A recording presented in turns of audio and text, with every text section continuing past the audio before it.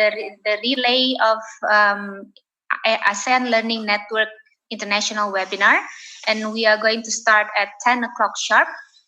We are in the process of admitting participants into the Zoom room.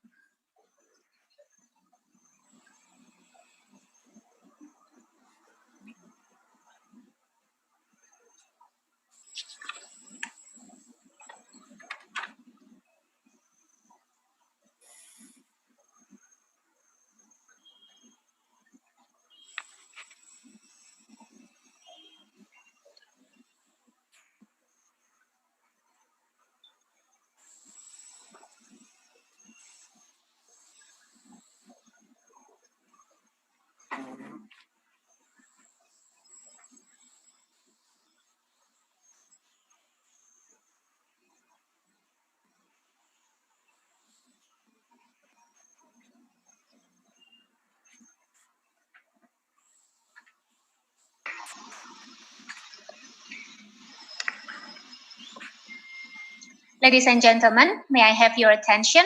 Before we begin, I would like to bring your attention to some technical matters. During the opening session, we will take screenshots for documentation. Therefore, we would like to ask you to keep your camera on. However, we would like to ask you to keep your microphone off to ensure clear flow of communication during the sessions. Ladies and gentlemen, please join Unpar's choir in singing Indonesia's national anthem, Indonesia Raya.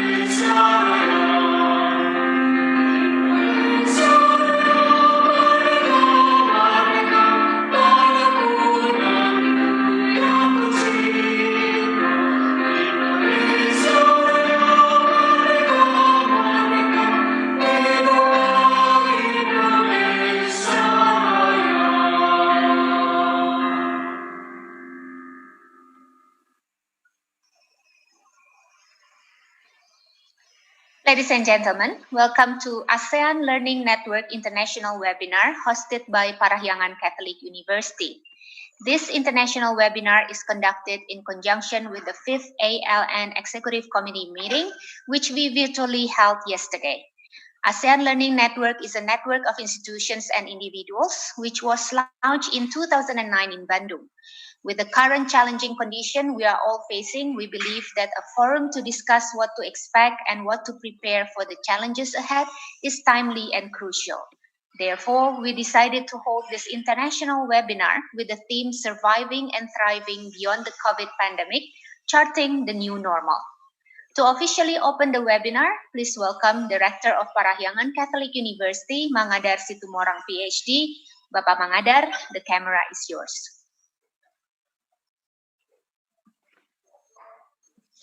Thank you, Madam Moderator.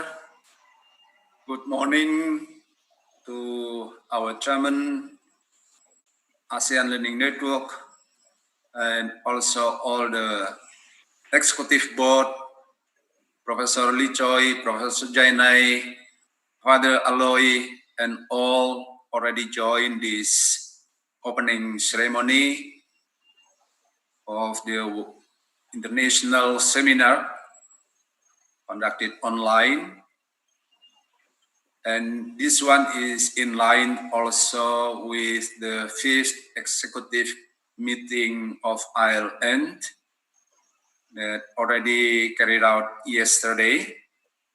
And the meeting yesterday already very productive, and we keep our commitment to bring ASEAN Learning Network to move forward despite the pandemic COVID-19. And also we ask all members and potential members to join the ASEAN Learning Network. On this seminar, I would like to warmly welcome all speakers and all participants.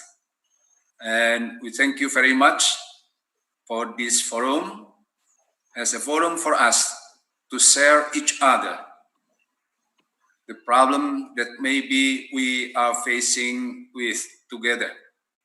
And we try to share also our ideas, our suggestions, to find out a good solution for us, again, each of the individual members and also individual persons to move forward in a very better situation and to keep our institution, higher education institution, with some sort of, let's say, confidence to deal with this pandemic and to get moved forward. I would like to thank you also my colleagues from Parahyangan Catholic Universities, especially from the International Office and Collaboration, who organized this webinar for us again to share each other our knowledge, our experience, and our ideas. And thank you all for taking part in this special event from different countries, different regions, and also my friends, respectful persons from Indonesia. Thank you very much and enjoy the whole seminar. Thank you, Sylvia. Thank you, Mr. Rector. Ladies and gentlemen, we shall proceed with the webinar. We will have a question and answer session at the end of each session. If you would like to ask questions, you can write your question in the chat room or raise your hand. The question should be conveyed by stating your name, institution, who you are addressing the question to, and the question in a brief format. Ladies and gentlemen, we will begin with a keynote speech from ALN Executive Director, Professor Emeritus Dr. Chong Choy. Professor Chong is currently Emeritus Professor at the University of St. Gallen and Executive Director of ALN. And Professor Choy, as you can see on the screen, obtained his BA in University of Singapore. And until now, if I'm not mistaken, Professor Chong is still the citizen of Singapore. And his master is also from University of Singapore, and his doctorate is from Universitat Bielefeld, the Federal Republic of Germany.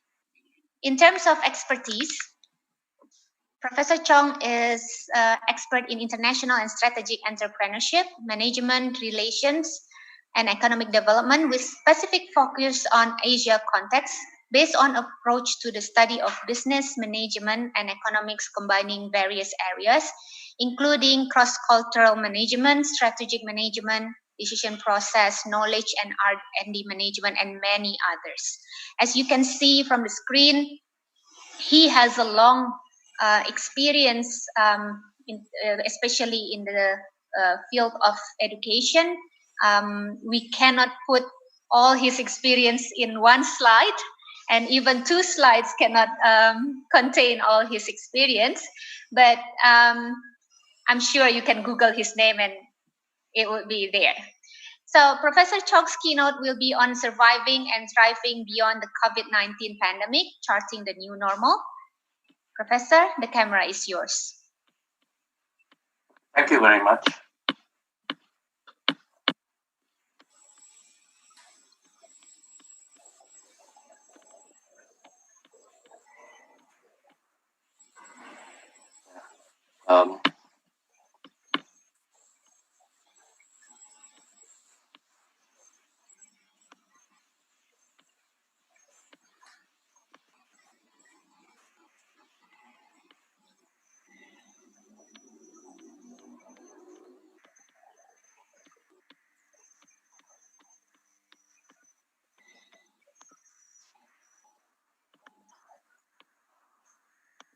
Would you like us to put the...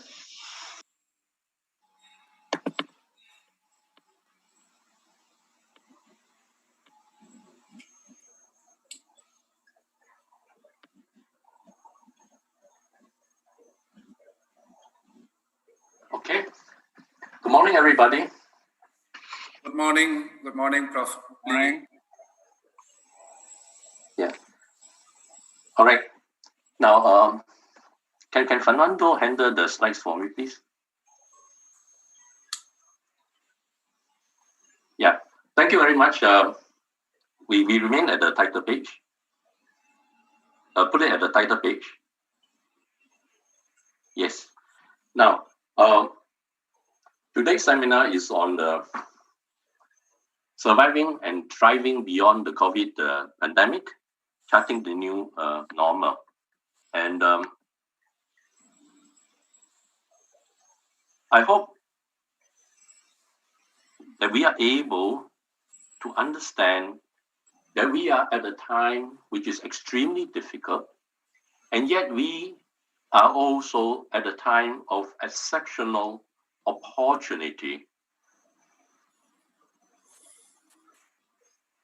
to turn the world around for ourselves, in the sense that at one at the same time, we are faced with immense difficulty, immense problem in dealing with something which we do not quite understand, or perhaps not well still. And yet we are also standing at a crossroad for us to make decisions and change and turn our lives around. Because we are also in the midst of a technological change of the fourth industrial revolution, which give us the tools to create a new world for ourselves. And this is what charting the new normal is all about. The first slide, please. Fernando. Surviving and thriving beyond the new normal. What are the unique opportunities in this context of the pandemic and the fourth industrial revolution? The next slide. The next slide, please. We have to accept that pandemic is a new way of life that we may have to live with for the next couple of years. Now, how long it will take for us to get out of this pandemic is still a very open question. The expert is telling us that this pandemic will last at least 2 years, but we do not know. Given the ability of this virus to continue to mutate and to evolve in different and unique ways within different communities in which they are embedded. Evidently, the problem of a pandemic existed for quite some time before its discovery in Wuhan, China. Because studies of samples from waste, for example, in Spain, found, for example, that the traces of the virus in the waste system.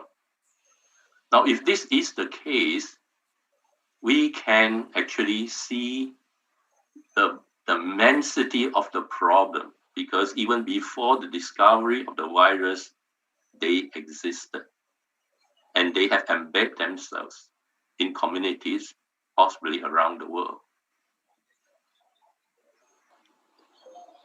Then And of course, there are problems, possibilities of other pandemics. So you have this COVID-19 able to mutate itself and take on different forms or different characteristics that are able to attack human beings in different ways. And we can also have other pandemics from other viruses, because these things exist all the time.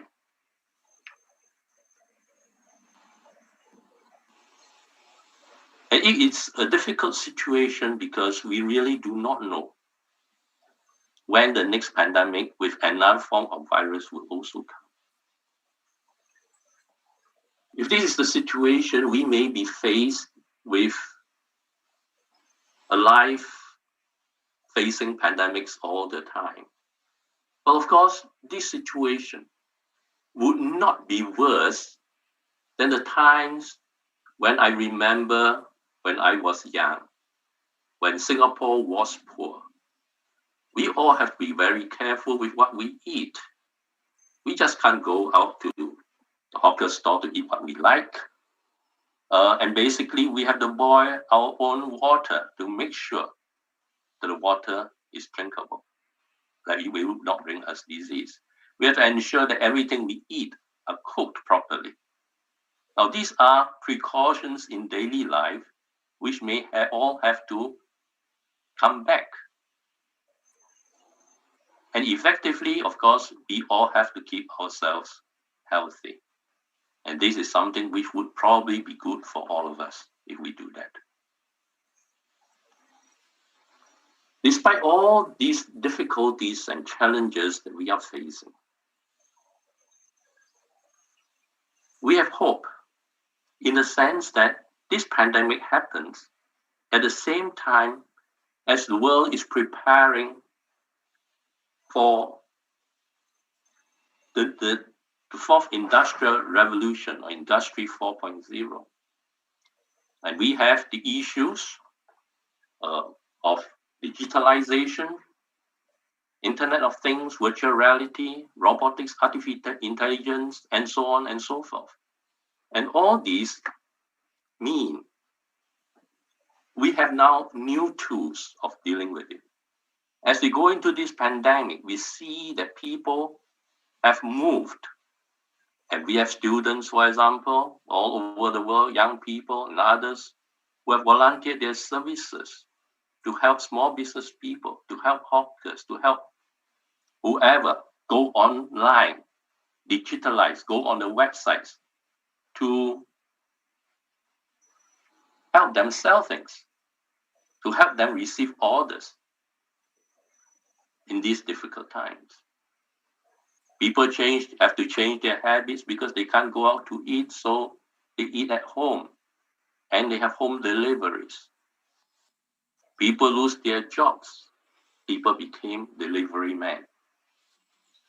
Now, all these things are happening, but I'm not saying these are exceptionally good things or bad things. But what I am saying is people are changing. People are willing to change. People are willing to adapt. And this is an extremely important thing, because for the first time in the world, or rather, this is one of the few times whereby everybody in the world would probably, almost everybody would agree that we need to change and have adapted in one way or another to a new way of life. Now, this is a very important issue if we talk about change, because one of the most difficult things in implementing technological and other changes, even though they may be good for us generally, is that we all do resist change. We like the comfort of what is normal. And we want our lifestyles to remain very, very normal. But here is a new situation whereby we all agree the change is necessary to protect ourselves. The change is necessary so that life can move ahead and go on. And this is where there is now a big incentive for us all to understand the new technologies of Industry 4.0, which I've listed there under item 2, or there are other technologies too. But of course, these are seen to be able to help us. For example, if you look at the internet digitalization, increasingly we are all paying, trying to minimize using money because we want to minimize the interaction. So we use our card or our phone and we zap or we do whatever. And we make our payments. That's digital payments that we are doing. And because of the problem of starting up our workplaces, a lot of home offices started up. Employees started to work from home. Now, for some places, this seems to be disastrous because productivity seems to go down. But for other companies, productivity actually went up, which of course makes a lot of sense. Then there is the Internet of Things, which of course means that there is less need for interaction or for direct contact, not internet, direct contact between human beings. And if we, of course, move on to robotics and artificial intelligence, it could mean that we can actually move ahead with the use of technologies which we needed, which we have in the fourth industrial revolution, without having to face the type of resistance that we would normally face, which of course would be extremely difficult to overcome. The use of virtual reality is very much in the tracking instruments that have been proposed or that have been used. They are starting to be used all over the world to track COVID-19, for instance. So we are at a watershed.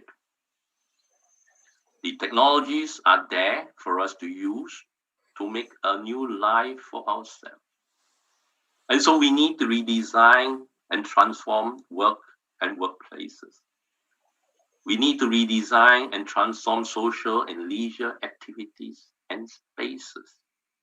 You see, a lot of the way we build malls, for instance, and offices is often extremely bad because we could be creating sick buildings.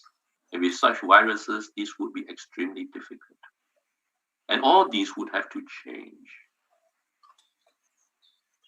The way businesses are done, business activities are carried out, would have to be changed. The way systems and networks are used and connected would have to change. In fact, the new technology offered small businesses, even micro businesses, the chance of working with others like themselves, or even bigger businesses, which in the past may not be possible. Now, all these, of course, we all know it is not new knowledge. But we need to put all these together to overcome the current difficult realities. And in so doing, build a new future for ourselves, the future which we want.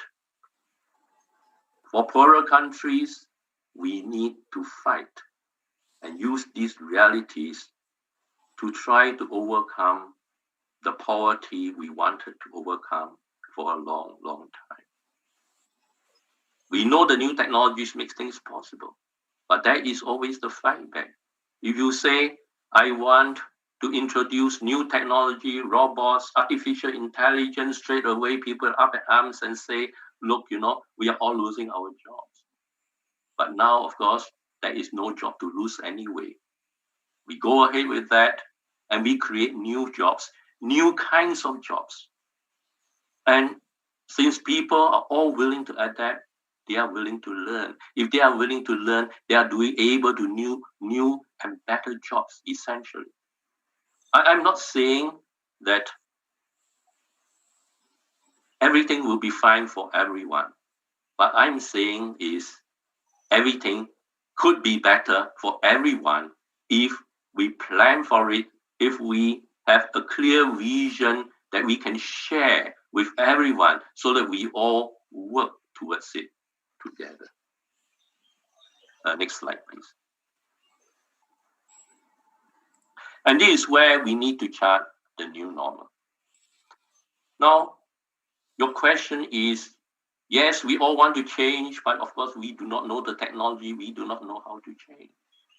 So, for example, I have difficulties dealing with this new technology, new way of delivering a lecture, and this is the first time I'm doing it this way using Zoom, and I'm not familiar with a lot of the functions and how to handle this.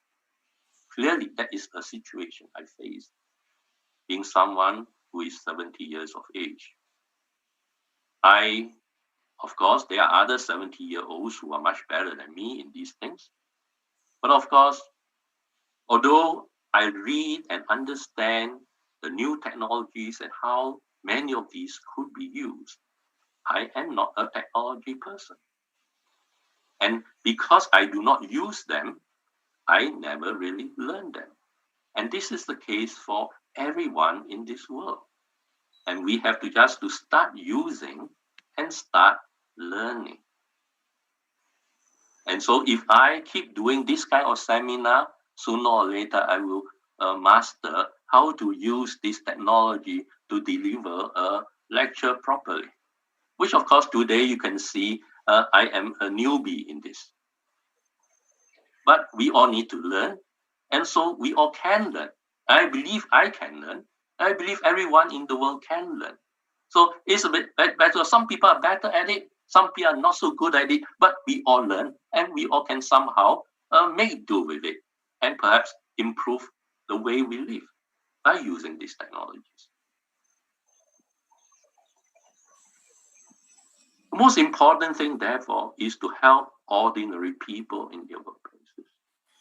For many of us who can read, we can read and understand, and we try to implement things ourselves. But for people who cannot read or whose reading skills are lacking, obviously they need help. And this is where universities really come in. Because today we are talking about transforming workplaces and so on, and so the focus is mainly also on the bigger companies, because big companies have the capability of doing all these things. But of course, we have to realize that most people are either in small businesses or working in small businesses, running small businesses, whether they are smallholders with small lots of land to farm, or small businesses like hawkers, people who are just selling things off the street in some countries, cottage industries of all kinds, some extremely small, and other home-based businesses. People who just make food from home, who make some delicacies from home to sell, like cakes or whatever. Now, all these people need help with the technology. We in ASEAN Learning Network are pleased that we have a seed program, which our students therefore are used through this program, or used to in this program, to help poor people in poor communities who may have little education. And now in this pandemic, I see that many of our universities have mobilized their students to go out to help their communities. All the students have themselves volunteered to do so, and they are doing effective work. And I'm very pleased and thankful to God that this is happening. But at the same time, of course, we know that there are many more in our societies, in our communities, who are unable to cope. And these are the people who need help. No, we are not just talking about old people who need people to help them buy things simply because it is too dangerous for them to go and shop.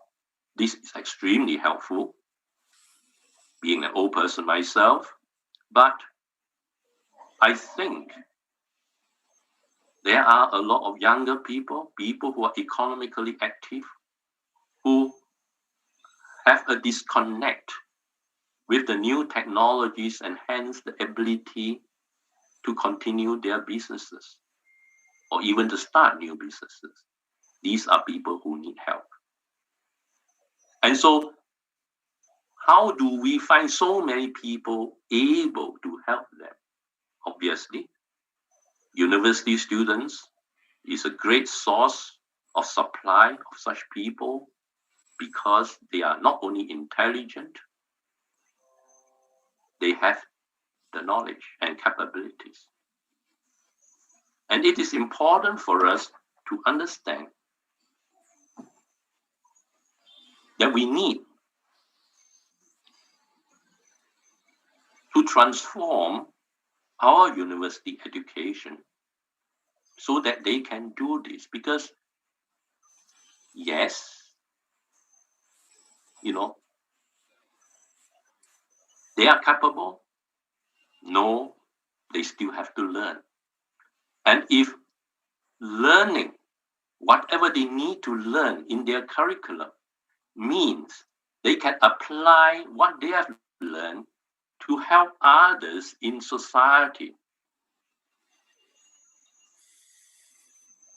they will not only be doing a great service for the community, they will also at the same time be learning much more effectively.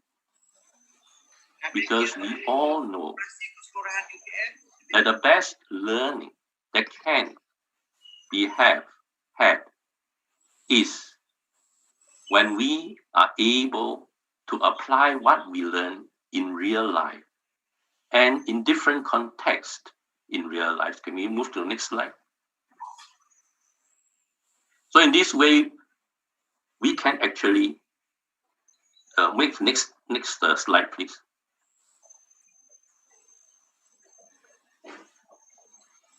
Fernando? Next slide. Yes, please. Yes. And in this way, when we transform our curriculum, we would be able to empower our students to be informed, not only become informed, but also capable to apply the new technologies to effectively help the communities. Because all new knowledge now will have to apply in a new technological environment as well. And being able to straddle the old environment and the new environment and the typical environment of villages or whatever we have, students' learning will improve. The understanding of their knowledge that they learn will improve. And it is truly when we are able to apply our knowledge in different contexts that we truly understand. We have done this. Well, we have been talking about this in our seminars. The next slide, please.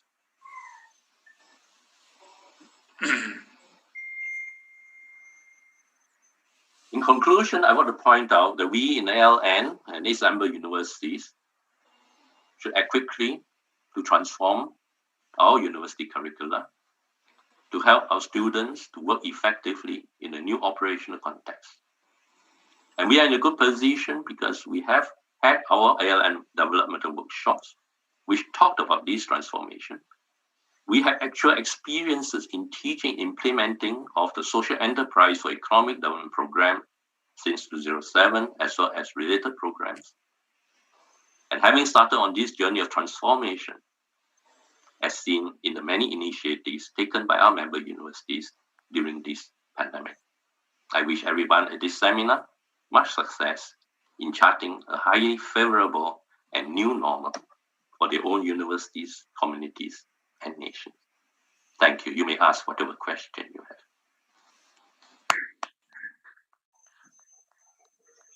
We would like to bring a sense of the normal activity by clapping in the hands of the...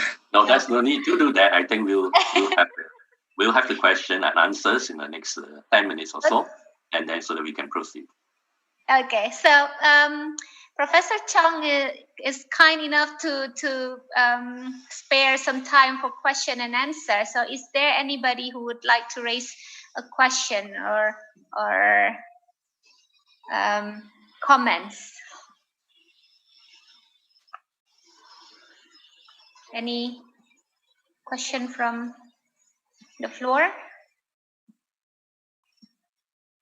Can I ask question? Yes, please. Mangadar. Yes, please. Thank you, Professor. Yes, Prof. Mangadar. Yes. Thank you, Prof. Lee, for your insight and inspiring perspective in this perspective seminar. And thank you very much again for the points you have already raised about the surviving and also thriving the COVID-19. Yes. Just a very simple question about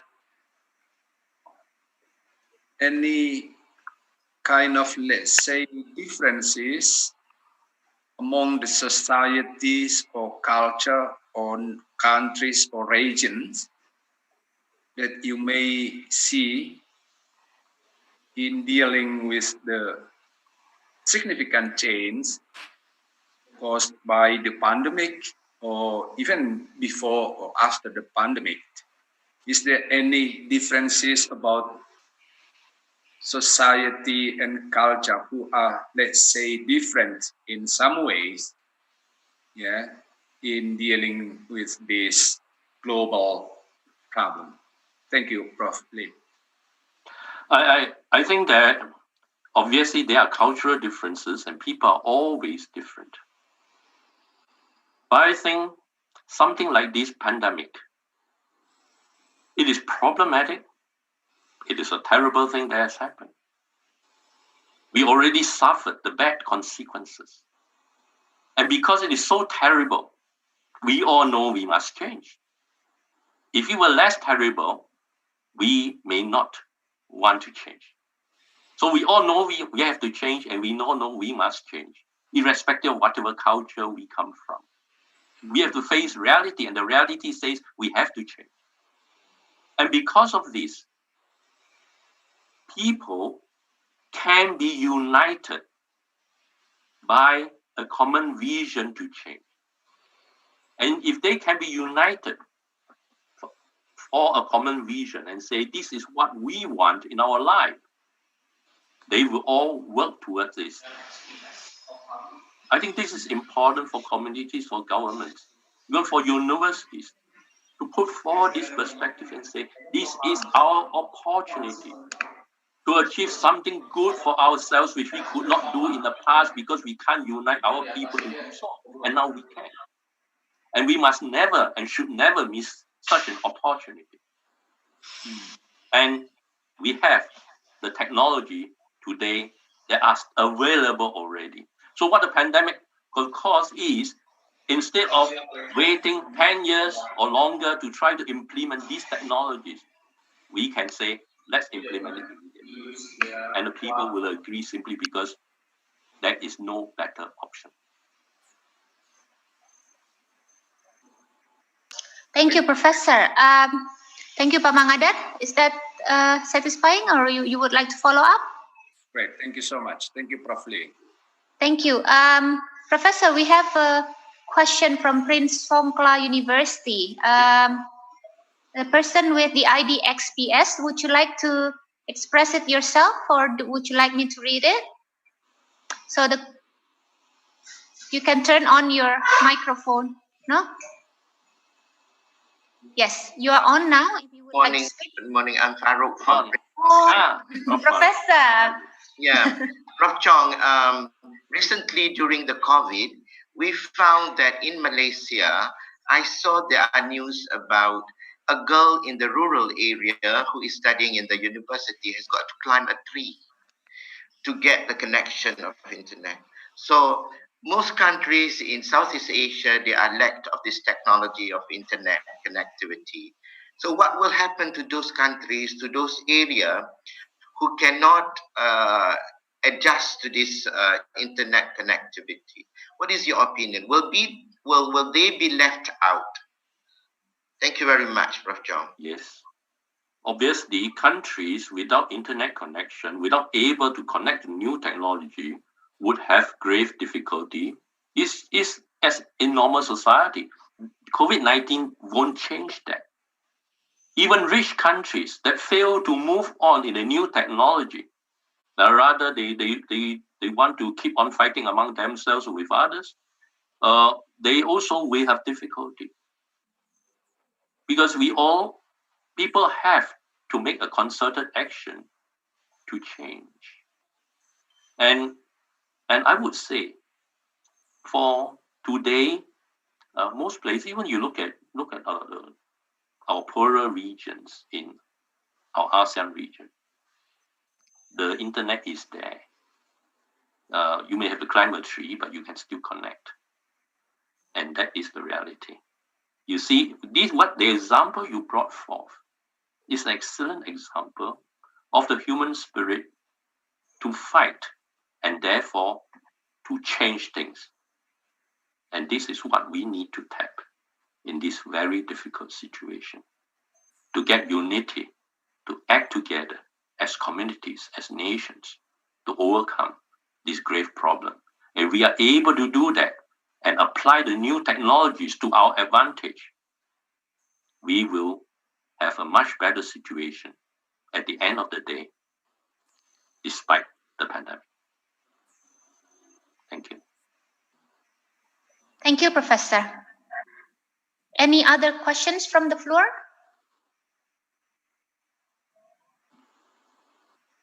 No? Somebody? Okay, there is a question from Mr. Mangaris Situmorang.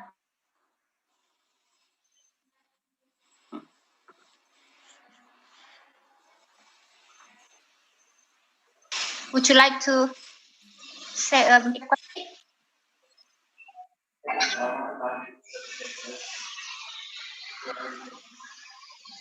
Mr. Mangaris, your microphone is on.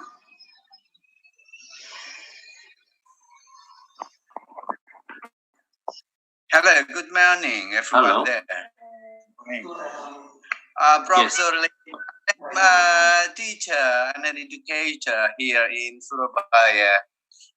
I would like to ask you, in this pandemic nowadays, what is the best performance for educators in this year ahead? Thank you very much. Sorry, can you repeat your question, because we can't hear you too well. Can you please repeat your question? Okay. I am a teacher here in Surabaya. No, just repeat your question. Yes. That's why I asked, what is the best performance for educators meanwhile the pandemic eras nowadays? Thank you. To make, yes, what you make? Professor, I'll help. It's the question from Mr. Mangaris is, how is the best performance for teachers or educators in particular in junior schools? So probably, what do you think is the best? What is required from teachers and educators in junior schools? Yes. Well, this is not my area of expertise, because but having children, of course, I know the young children love the new technologies involving internet because they love to play internet games. Now, most of us who take the attitude and say this is bad, they are wasting too much time. But I think we need to spend time understanding the children and say, okay, why are they playing? Can we interest them to learn, for example, to make games? Make simple computer games instead of just playing computer games. Can we interest them to do something helpful, needful? Now, I am not a technologist, and I would not have the capability of doing such things. But I think there are many things we can do. For example, if you look at the internet and what is available, virtual reality, we can use that to take students out on virtual tours to faraway places to see what life and society could be. Now, this is, for example, possible today with the new technology. And so a child who is interested in the internet because of the game could now learn much more about the internet, the use of the internet, and what it could do for them in terms of knowledge acquisition, in terms of interacting with the teacher at times when they are not in school. Now, all these have now become possible, things which in the past are impossible. And whatever the grade the child is in, all these technologies are available for us to use. Well, of course, we all need to learn. I think that is the issue here, and that is the challenge before all of us. The internet offers us immense opportunities to learn. Of course, it is also immense opportunity to waste our time. Connecting is one of the best things that can happen to us as human beings. But connecting can also take away all our time, that we have no time for anything else, which would be tragic. Thank you. Thank you, Professor. We have a raise of hands from Dr. Ramon Ricardo Roque. Good morning, Emeritus Professor Dr. Lee Choy Chong. I am Cardi Roque from San Beda University. Aside from the current workplace health and safety protocols, what are some of the best practices that other ASEAN countries who have successfully mitigated the effects of the pandemic implement in their own countries? As you would always say, learn to learn quickly. Yes, thank you very much. Thank you, sir. This is exactly the type of skill we need to make sure our students have, to learn quickly. Because the pandemic is something totally new to all of us. Our experts also do not have the full knowledge of this virus and the problems they cause and how they are caused. And in the midst of the pandemic, they are finding this out very, very quickly. I'm grateful to them for their great effort, so that today we have at least quite some understanding of what is happening. But this understanding, of course, also means that we have to prepare for the worst. You know, we talk about the best practices. I wouldn't want to talk about best practice anymore, because just look at my own country, Singapore. We started off extremely well, right? But then suddenly, one slip, we let people in, our workers from the region, all right, thinking that they are fine because, they should be fine based on the statistics that were declared, but obviously they are not. And then, of course, we have crowded living spaces that they live in, which somehow were overlooked. And so you see, these are all little issues. And you say, oh, this is the same everywhere, right? Because, they don't have money. Of course, they live in places that are they are more crowded and so on. We same everywhere in the world, in all regions like that. But the whole point is this: we overlook, all right? Of course, we can say, terrible, how can we have this oversight? But we can also look at it and say, well, it is normal to overlook things. Right? When we are all human, and we do make some mistakes. And this is where, of course, the type of problem we are facing today with this pandemic. Yes, there are good practices, and everybody seems to be taking up these good practices. But of course, however careful we are, we can make little slips here and there. And of course, we create new clusters of infection again. So this is the problem. All right. So essentially, then the best practice is to learn and to learn quickly, as you have said correctly. And of course, to learn to be careful and careful all the time. Thank you. Yes, ladies and gentlemen, we still have time for one more question, if there is any. If there isn't any from the floor, I would like to take this opportunity to conclude. Oh, there is one from Berlian Afriansyah. Mr. Berlian Afriansyah, your microphone is on.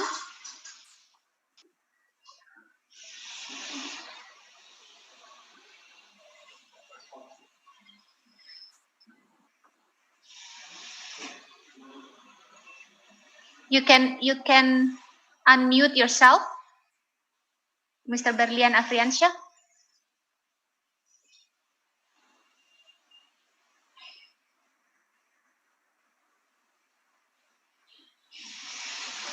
No, unfortunately, we cannot connect with Mr. Berlian Afriansyah. You can write your question on the chat. Probably Professor Chong can respond to you later. Yeah, I'll take this opportunity to conclude, if I may, Professor. So Yes. I really like your first statement. Change is necessary to survive. So change is not something that we require to be better than the others now. It's for us to survive. It's essential now. And I also like the way you say that we need transformation. Transformation means a change, but a change to be in a better position, not just any change. And also we need to involve everyone in this. And I can sense that you have put emphasis on enabling, empowering the students at this time of difficulties. We should focus more on the students. And the last point that I would like to highlight is how you should see technology. Should we see it as an opportunity or a threat? It really depends on us. With that note, I would like to end this keynote session, and I would like to ask you to join me in applauding for Professor. Thank you very much for your inspiring speech. And ladies and gentlemen, we will resume with the webinar, the first session of the webinar shortly. But first, to give us time to prepare, please enjoy a song from Unpar Choir. It's a traditional song singing about traditional bird from Sunda, Manuk Dadali. Thank you. Enjoy.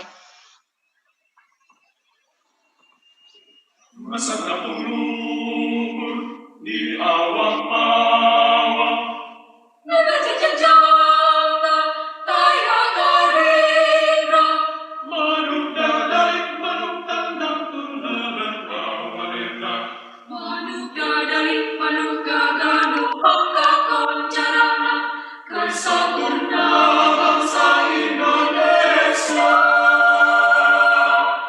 Dadali, dadali, dadali, dadali.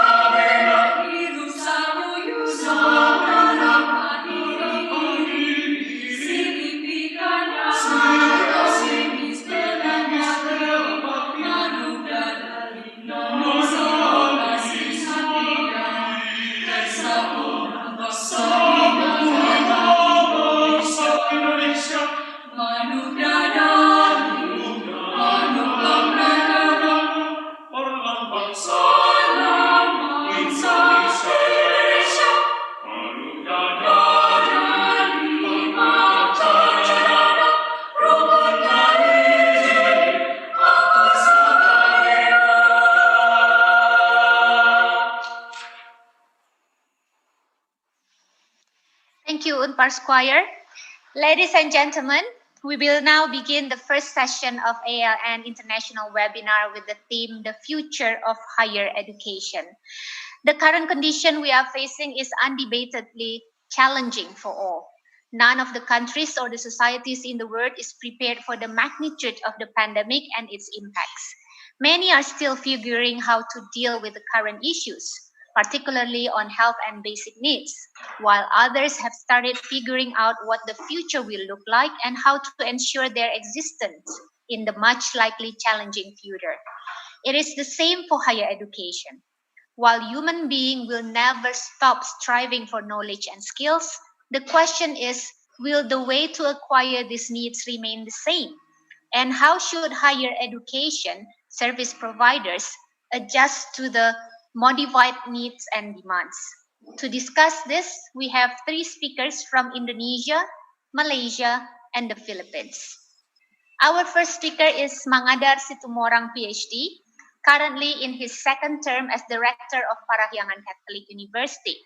Mr. Mangadar's BA and MA in International Relations is from Gajah Mada University or UGM, and his PhD is from Curtin University, Perth, Western Australia. Mr. Mangadar's expertise is on humanitarian intervention, conflict and peace studies, and Indonesian politics. But today he's not going to talk about conflict resolution, Pak Mangadar. Am I right? Mr. Mangadar's presentation will be on Indonesia's higher education in post-COVID-19, a need for deregulation and restructuring. Pak Mangadar, the camera is yours. Thank you very much, Dr. Sylvia. Thank you to the time already provided for me. And again, I would like to extend my gratitude to Professor Lee Choy for the insightful and not only provoking us in making transformation or changes within our own higher education, but also I would like to say positively to encourage all of us, to make again the best adjustment, to deal with the pandemic and also, of course, in the post-COVID-19. So again, Professor Lee Choy, thank you very much for the inspiring thoughts. And I would be also great and thankful to the ideas and experience also shared by Father Aloy and also Professor Zainal, respectively from Manila and Malaysia. So this is the forum for us again to share each other about our deep concern and hopefully again to encourage all of us, to give support for each other to deal and successfully again to overcome the pandemic problem.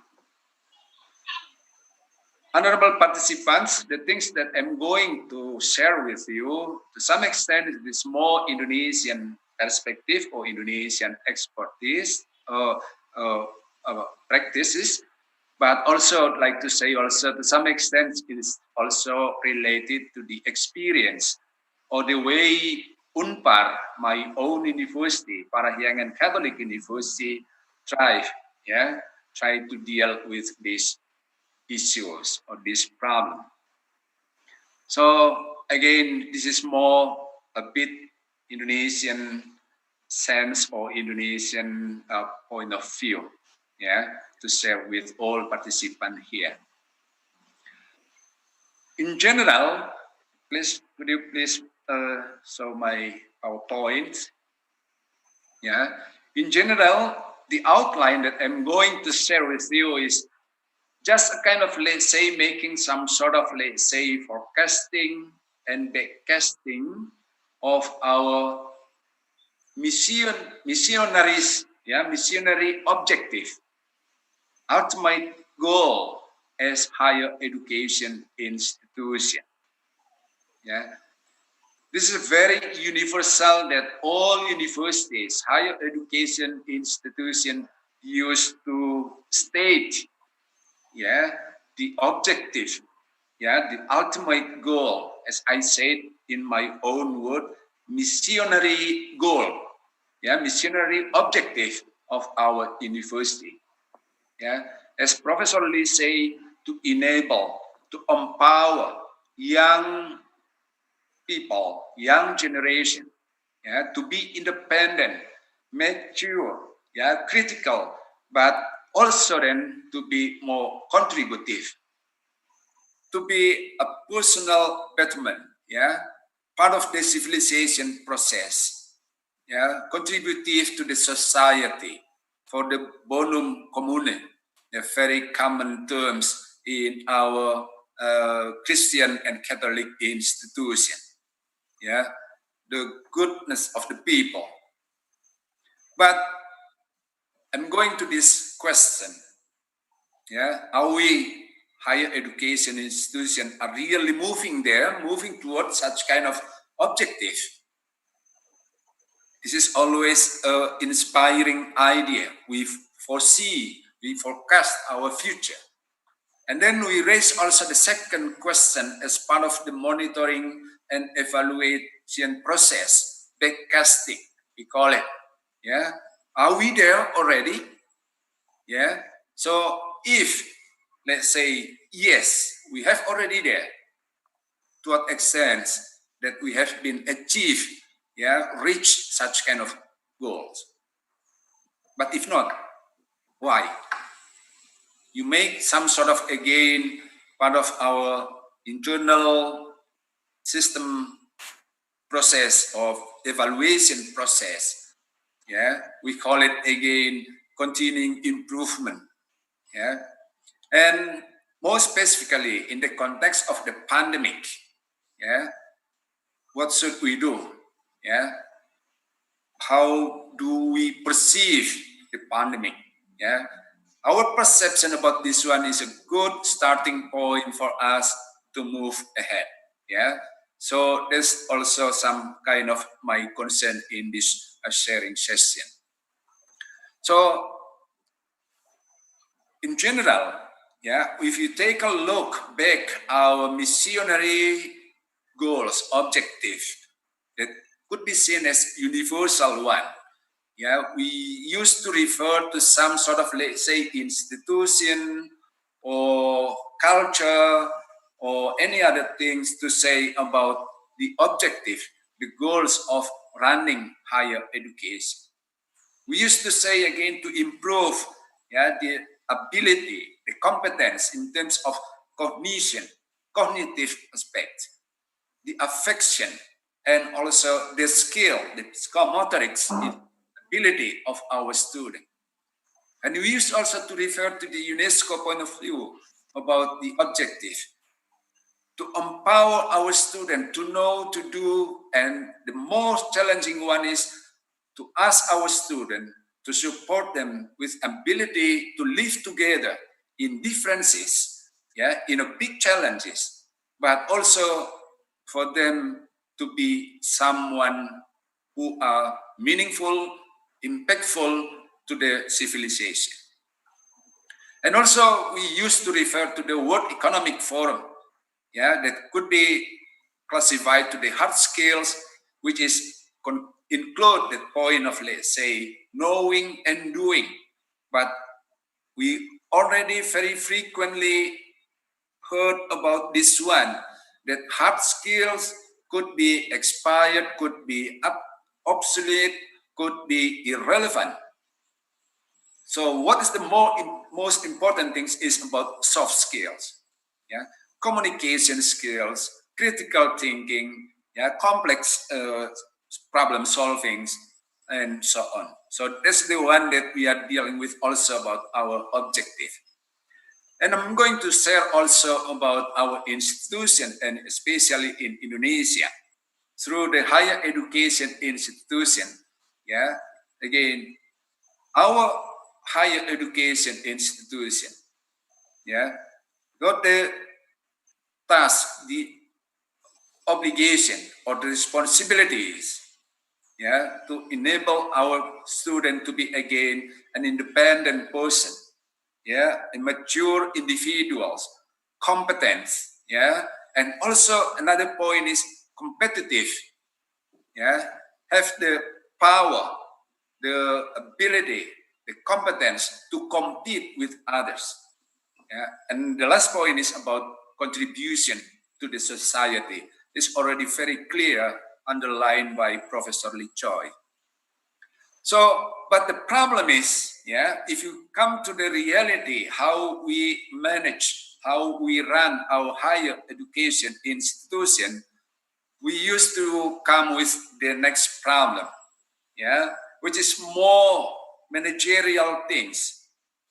We are very busy, get hectic, yeah, to manage the input aspect of the higher education institution, to make sure that the process is in line with the things already stated or made by others, including by the state institution. We are working hard with the output about the graduates, yeah, about the alumni, about the publication, and also, yeah, we work very hard about getting accreditation, getting ranking, recognition, and reputation. Yeah. Later on, we talk about the outcome.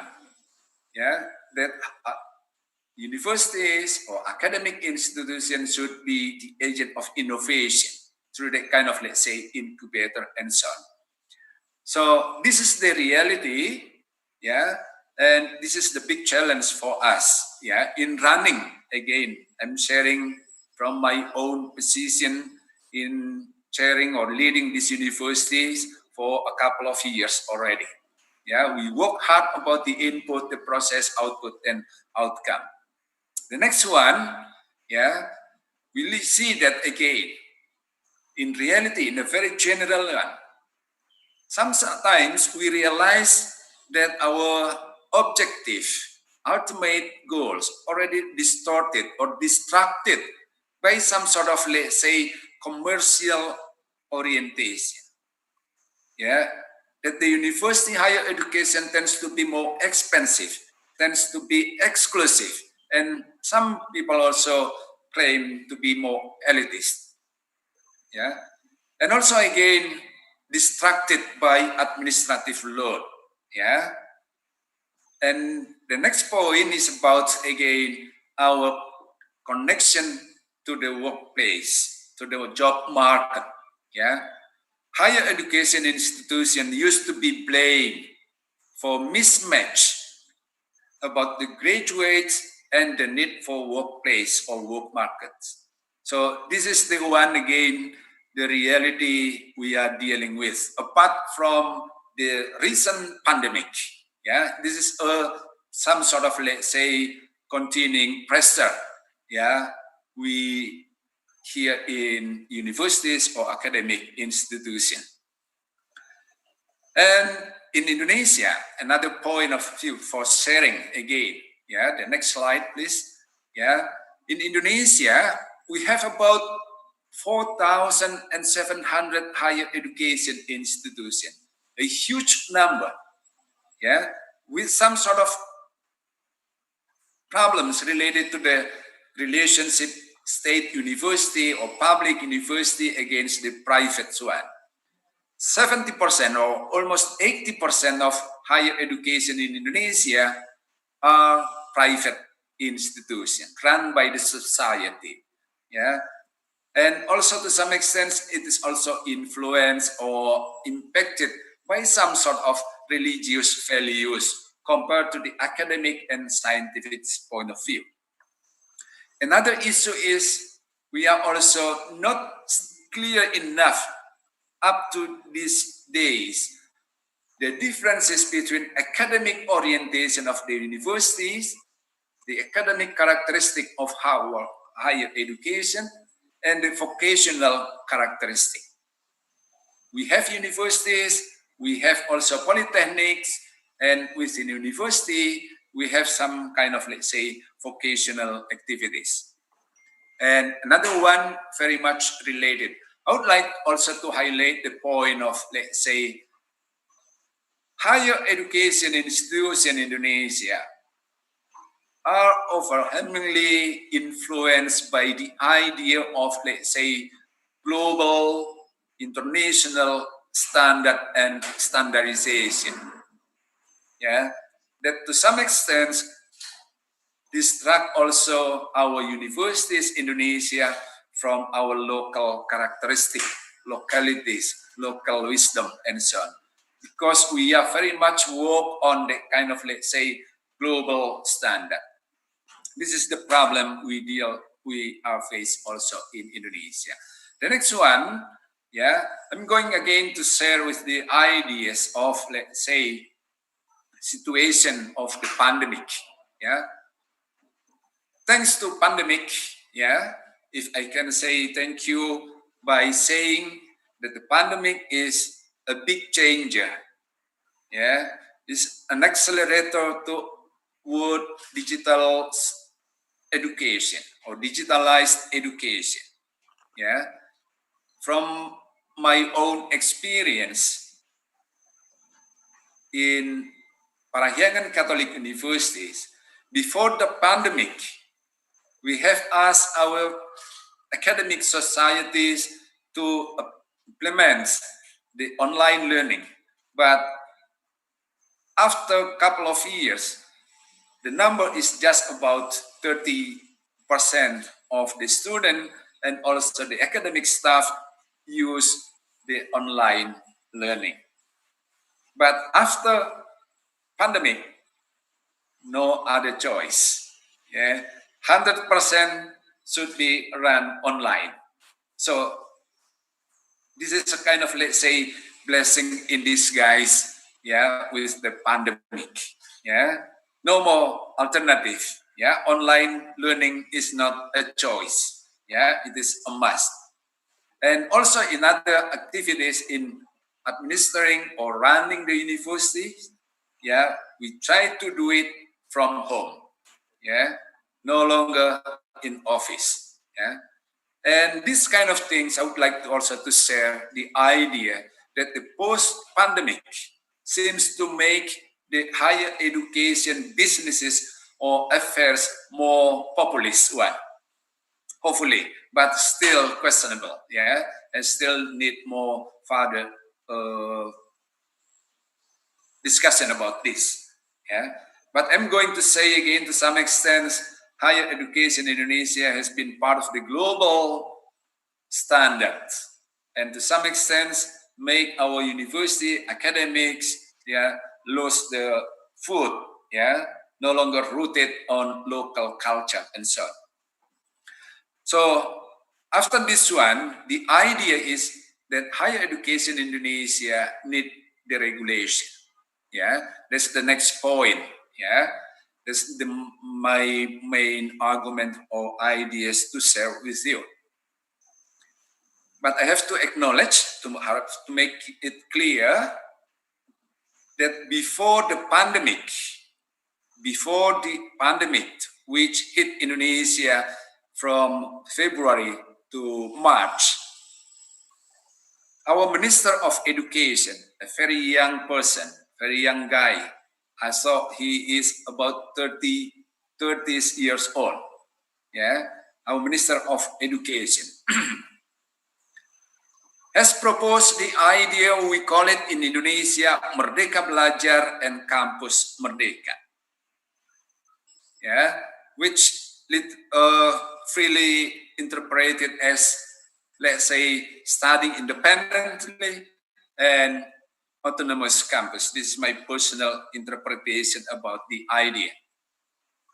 So the minister, the higher education institution, initiate this kind of, let's say, a new way in running higher education in institution by introducing the idea of independent studying and autonomous campuses. Yeah, this is the idea.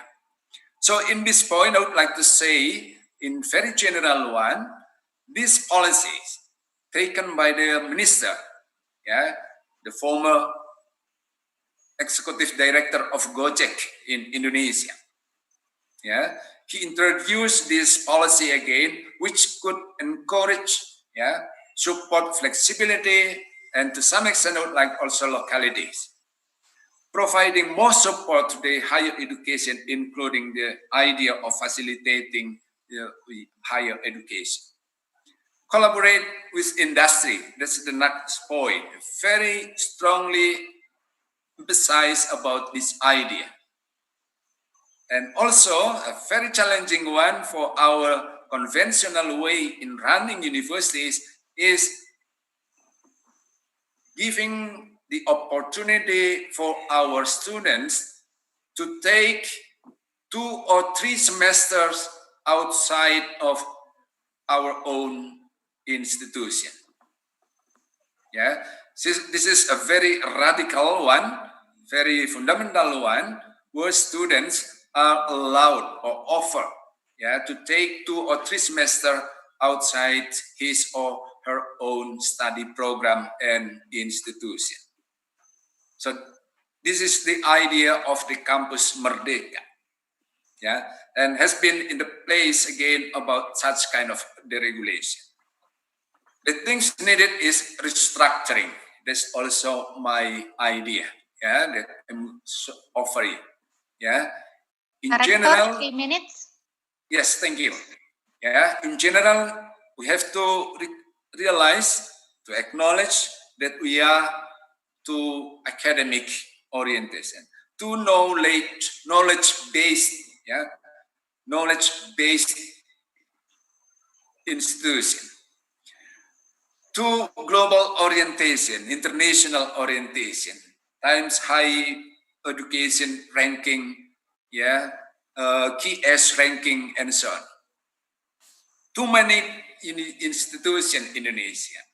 So the point later is we need to be more focusing on, let's say, vocational institution.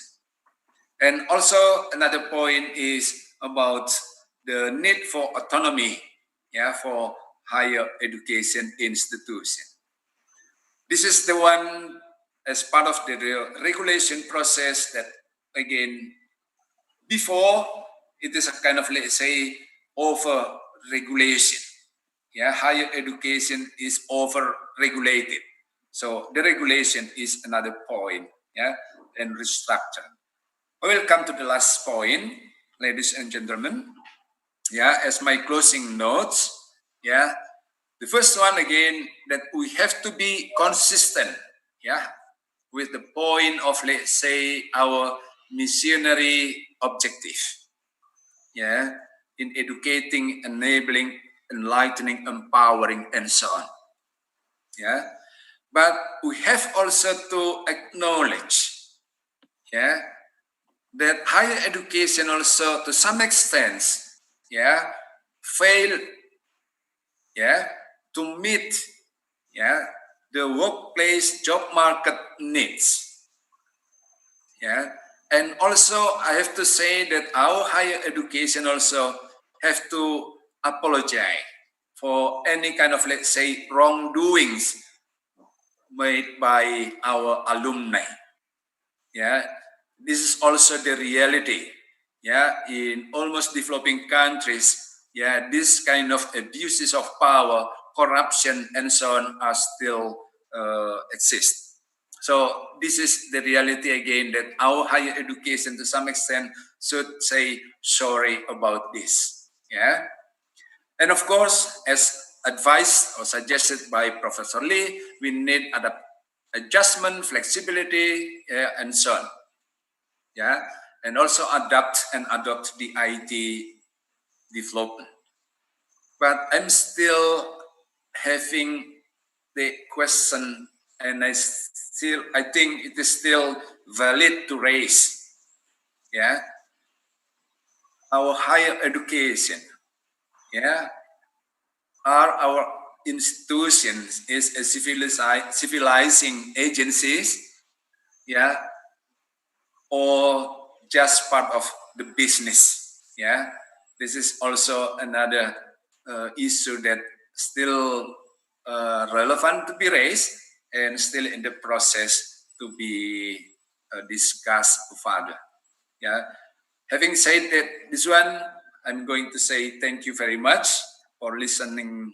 Yeah, the idea, the concern, or the problems that we have here in Parahyangan Catholic University, universities in Indonesia in general.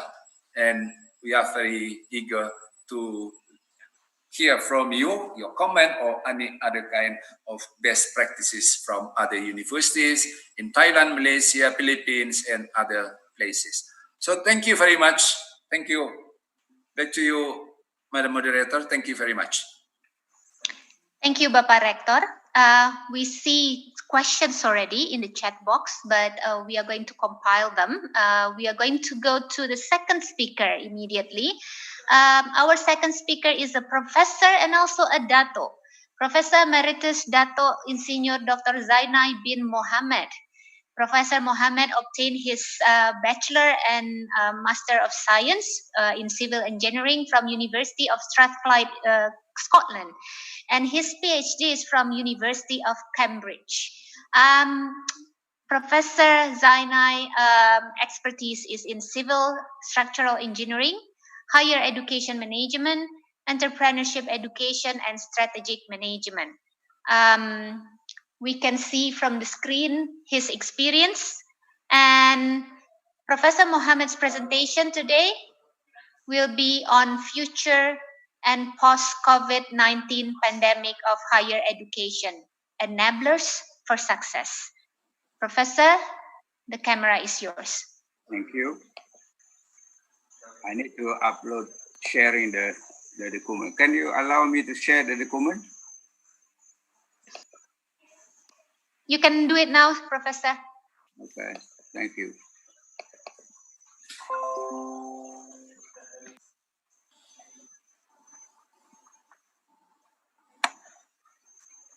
How are you?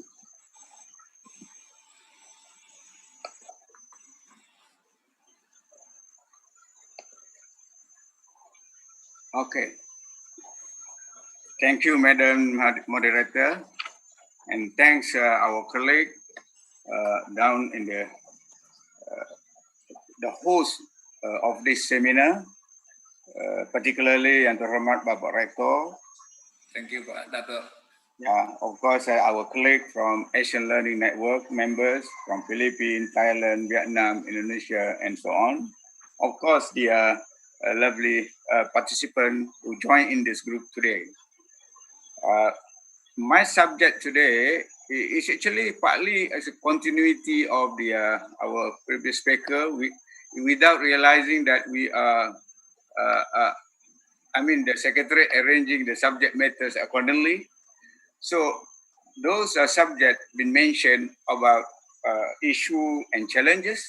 I would not repeat too much about that, but I would like to share with you some of these because we realize that the novel virus, coronavirus, is actually a pandemic that touches many more sectors of life. So no exception for higher education.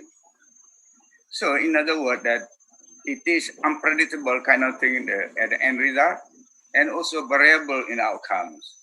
So how do we handle this? So I would say that to handle this for higher education and post-pandemic, it's very much on the higher education should be more flexible to change, and the success will be based on the enablers. Set of enablers that I will identify with you, the ability to adapt and adapt. So in this case, I will focus on that one more. Because when we say something, organization or group to be success, so we have to ensure that we understand who and what are those enablers behind the thing, behind the success. So the presentation today outline is, I will start briefly on the first 2-3 slides because it's mentioned already, even the change is inevitable. And then I go direct to the more focus and detail to institutional enablers. And how do we handle that one where it be possible? So before I go on, because I'm still a staff with the University of Teknologi Malaysia, I take you 1, 2, 3 pages to visit UTM. This is very quick. We are with the 7 faculties in place, and then organized since transformed since 2018. The biggest is Faculty of Engineering, constitute about 50-55% of the total university. So because we are engineering technology-based institute. So this is some of the fact that you no need to read this because some small one, but this is the size of university. We have about 24,000 students, some 8,000 or 9,000 are postgraduate, and 14,000 as undergraduate, and some about close to 4,500 international students. We are research universities in Malaysia, one of the 5, and then we have about 4,500 staff, and then 1,700 of them are academicians. This is about global ranking, because when you are in the group of research university and so on, they normally refer to and going to see what is your global ranking kind of thing. These are the current one, is just published until 2021. We are ranked Asia in number 46. For world university ranking, we are 187. And then of course, the others are down there. So, in other words, I'm going to browse through with you the presentation today about that subject I put in a synopsis just now. I'm sorry for some of these slides very crowded because I want to put everything in one page. But I bold some of them. That's what the subject to say so or to explore further. Higher education challenges, the trend of economic, and also about this digital age, the mentioned by our colleague, and also about the reason for speed and accessibility is become our challenges. I will say more about that one. Event of COVID-19 pandemic, this is an event. It is a crisis or disasters kind of thing. We need to enter into new normal. These are the main issue that we discussed by our colleague just now. When we say that it is an event, meaning that something that cannot be reversible anymore. So you could say that the outbreak can be anywhere and the risk can be everywhere. So this is an issue that quite different with the normal disasters. But in general, when I said disaster, it's a kind of crisis. It's normally unpredictable, okay? Otherwise, it is not called as a disaster. So in our higher education outcome, we always become agenda in business of higher education. We focus on graduate quality and employability, about the need by the industry, the need by the stakeholders, and many more other things. So this is a challenges for us, and some of those challenges already in place. And then we know that the biggest global issue is continued erosion of trust. That's another one, meaning that something that underlines something wrong with our system and higher education. This is said by the Klaus Schwab from World Economic Forum kind of thing. So we can say many more of outcome, good outcome, but one that very important is the issue of the what do you call the erosion of trust from our graduate or from our outcome. On international issue of higher education agenda, today we talk that we are in a global environment, so international competitive is a kind of thing that measure. But how could we assume that the international student, for example, now we find that still a value for them to have intercultural experience of study abroad. We are not sure now as an institution, your institution, our institution, or many other institutions, because the mobility problem now is become an issue. This is the kind of thing. Maybe they decided you are not need to have another, what we call this, new experience in learning. Just stay back and stay at their hometown or whatever we can say that in their nation. So this is a challenge for us. That the scenario we focus so much for long already about the internationalization, but now come to the this issue, the issue of difficulty to what we call it, to go beyond the boundary physically, and then also about teaching through a partnership or international partners also become an issue now. This is issue in challenges and scenario in internationalization of higher education. I think what I try to focus to say more is to emphasize what our colleague mentioned just now. So see that the virus case in Malaysia, this is just very quick. You see that we are able to what we call condemn, to not to say to stop, but to manage it within short time.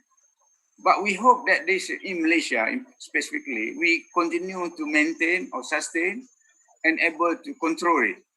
You see, it began just in March, but it almost diminishes, not really complete, by July.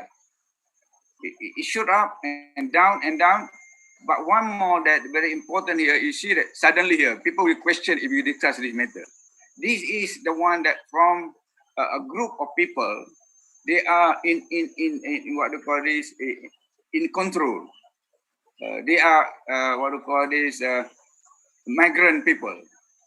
So that we can condemn, we can control them. So when we control, so the issue is coming down again. So in total, you can see that the active cases drop down so much and continue to drop. We hope that we are able to maintain. So if this case continue, we are able to be in that way. So how do we handle this? So we have to think about, we have to use the philosophy of managing the disasters in this case, or managing the crisis. This is very important. This is health disasters, not the natural, what we call man-made disasters. It's about health disaster more than man-made, whatever we can think of. So in Malaysia, we have system of managing those. We call it movement control order, or in general term, we call it lockdown kind of thing. We have stages from the strict movement order to conditional movement order to recovery movement order. Now we are in the recovery stage already in Malaysia scene. So the management of this movement control order is a Nobel by itself for Malaysia, because we succeed to do it as what we thought best, and then we deliver it. So the main features of these disasters or pandemic actually unpredictable and variable in terms of outcome. So we are very difficult to predict exactly on what the outcome like and so on. So the life is not only the individual, not about the individual focus, but about the caring to others, care about neighbors, care about our friends, care about so on. So it's not very good to be individual focused in our way of doing things now. We should focus also our partners, our friends, and so on. So that is pandemic issue. So I bring you one of the slides that I used it before for other things. You see that when we are in this situation, actually we are managing the disaster. But there is a model, I call it disaster zone model here in management. One that it is chaotic, it is a beginning, it is a very difficult day when we are first meet with the pandemic. So we are in this zone. Now we are coming to new normal, but may not come to the old normal here. This is before, this is after. you see that this after, we don't know what going to be the last. Sometimes people call post-disasters kind of thing. So because of that, from the United Nations kind of statement before and so on, when we are in this management approach, we call it, we're going to do building back better kind of zone after this one or post-pandemic. So we have to do some kind of recovery. We have to do some kind of reconstruction. So in other words, how to do it? You must identify the enablers then. You must identify the reason and also the factors, important factor, critical factor to move forward. That's a kind of thing. So the challenges then very much about, I've give you one area of challenges in our higher education. It's about teaching and learning because of this pandemic. This is about the game-changing event now because of this pandemic. So our focus, our thinking, our goal for a long time as a fundamental for our life in academic or in higher education, we talk about effective teaching and learning. This has challenged us now because of this issue. So we have to embark on multi-mode of delivery now. That's a very, very simple to say, but it's not that easy to be effective. We call it sometimes blended learning kind of thing, able to try to be a student-focused kind of where possible. In UTM, we have some kind of initiative we call it New Academia Learning Innovative, NALI, which we given attention to readiness of the learners. Meaning that we have to think about, when we said readiness here is also cover for now, we said during the pandemic time now, it's about ability to access, to connect to the internet. Because Malaysia also is not a fully covered internet coverage in Malaysia. For our students, we experience about 10-12% that not able to do good connectivity. That's a become issue. So we have to focus on them. Also about new teaching skill. So this is an issue fall under our, for example, this is our teachers. I mean our academic group, academic fraternity, because like the one we heard just now, Professor Rector also mentioned about, and then also Professor Chong mentioned about. We are new in doing this digital technology in teaching and learning. We, meaning that the one who are 65 years old and above. I'm also coming to 70, so it's in the group that really not normally use this. But now we have to use it. So not just talking about the rigid time now, meaning attending the class together, sitting together, or you do it online together. We call it sometimes synchronous, but we could do it. We could think about possibility of asynchronous kind of thing, but using the technology kind. So another main issue also, we have to understand that we have different learning style from the young one. One could be or do better with a visual kind of thing because they've been developed through that kind of thing. They need to see things before they learn. Some others very good at hearing. You know, the one who like to hear thing, they just put an eye open, ear open, and hear it and follow it. The argument or whatever the thing input through it. But more importantly now, there are a group of people, they like kinesthetic kind of thing. Do it, see it together, see? That sometimes we interpret as a teacher, as a lecturer, we call it a learning by doing kind of thing. Experiential learning at end of the result. So how do we handle this?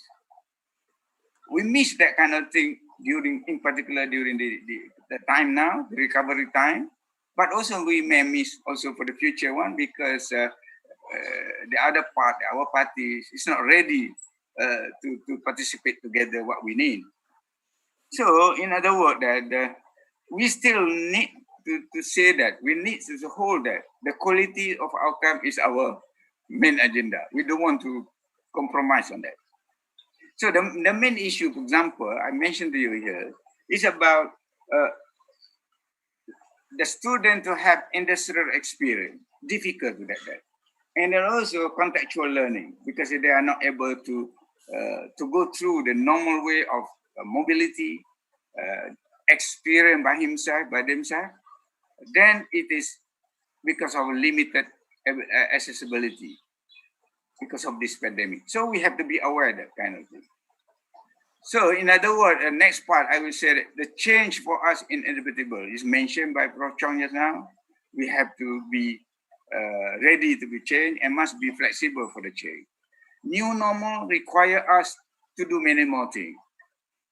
For example, the term social distancing is used widely now, but sometimes people don't understand what in our area of concern, in this case, in our higher education. So we have to think about how to handle that. Professor, you have 3 minutes. Oh yeah, very short then. So we have to capitalize virtual spaces. Virtual space, we need that the one online kind of thing. And then we have to think about new skills, learn how to learn. So we have to do it through that one. So in other words, we have to reset the button for the higher education. I go on through. So the enablers here for higher education I identify is very what do you call this, prominent there. Because higher education, we can think about it is as an organic organization. So meaning that they have soul, they have a body. So we have to handle that one. But we think to have a healthy growth of higher education. So in other words, we have to handle the enablers. These are the enablers, I would say, that reasonably to put together to handle the higher education transformation, in particular during this the effect of this pandemic. So it's about people. You must think about people first, and about their culture. About tool and technology, we mentioned already. About partnership, everybody mentioned now. Partnership is important. About institutional system and process, internal process, internal system, we have to adjust ourselves. Might be transformed, might be redeployed, might be whatever name it. And then about leadership and communication is very important now. So these are the uniqueness of them, but still, whatever thing that they are speed dependent, they are timing and contextual. So you have to choose a proper time and so on, and proper environment. But it is an interdisciplinary kind of thing, but always influenced by other factors which beyond our control: political, economic, social issue, technology issue, legal, environment. You must be careful on this one. We need change. We want to change, but sometimes that other also influence. We would like to change because of this situation. So about people, I mentioned to you already, we have to strengthen up our team of providers, meaning that this one academic fraternity, the people who are provided the higher education, our team. And also we have to think about learners, the importance of them, and also about stakeholders, and also the culture of rejecting, the culture of negative. We have to be improved on that one. And then also, of course, another enabler is collaboration and partnership. I mentioned quickly on this because it is about synergy. When we say synergy, it's enough to tell us that it is very important. 1 + 2, the concept of synergy is greater than 3. Might be 3 the minimum, but maybe more than 3. So we could say that do more with less kind of thing. Okay? And the rest of those are one of the things that probably borderless team members also be possible to be under this kind of collaboration and partnership, and then we be possible to do it. These some of the benefit of our partnership. You can read the 10 benefit for collaborators on the right here. Whether you are talking about giving giving via sustainability issue, or you're talking about professional issue, you're talking about talent development, and so on. These are collected to be 10 very basic benefit to the collaborators. If you would, you can copy, yeah. And then about technology, I don't want to mention because we use it, we mentioned it, and everybody mentioned it. Institutional system and processes. I would say that simple to say that we have to change what we practice inside from the previous one.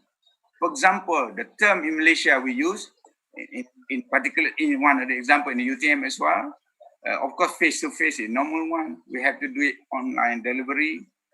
We have to use blended, we have to use minimal thing. And then we have to introduce minimal initiative such that it's ready to capture the difficulty. That one only inside. We have to control that one. Inside our institution, no other place. But we be careful with the external issue. And of course, the process and workflow, because to improve effectiveness and so on. And then clear governance.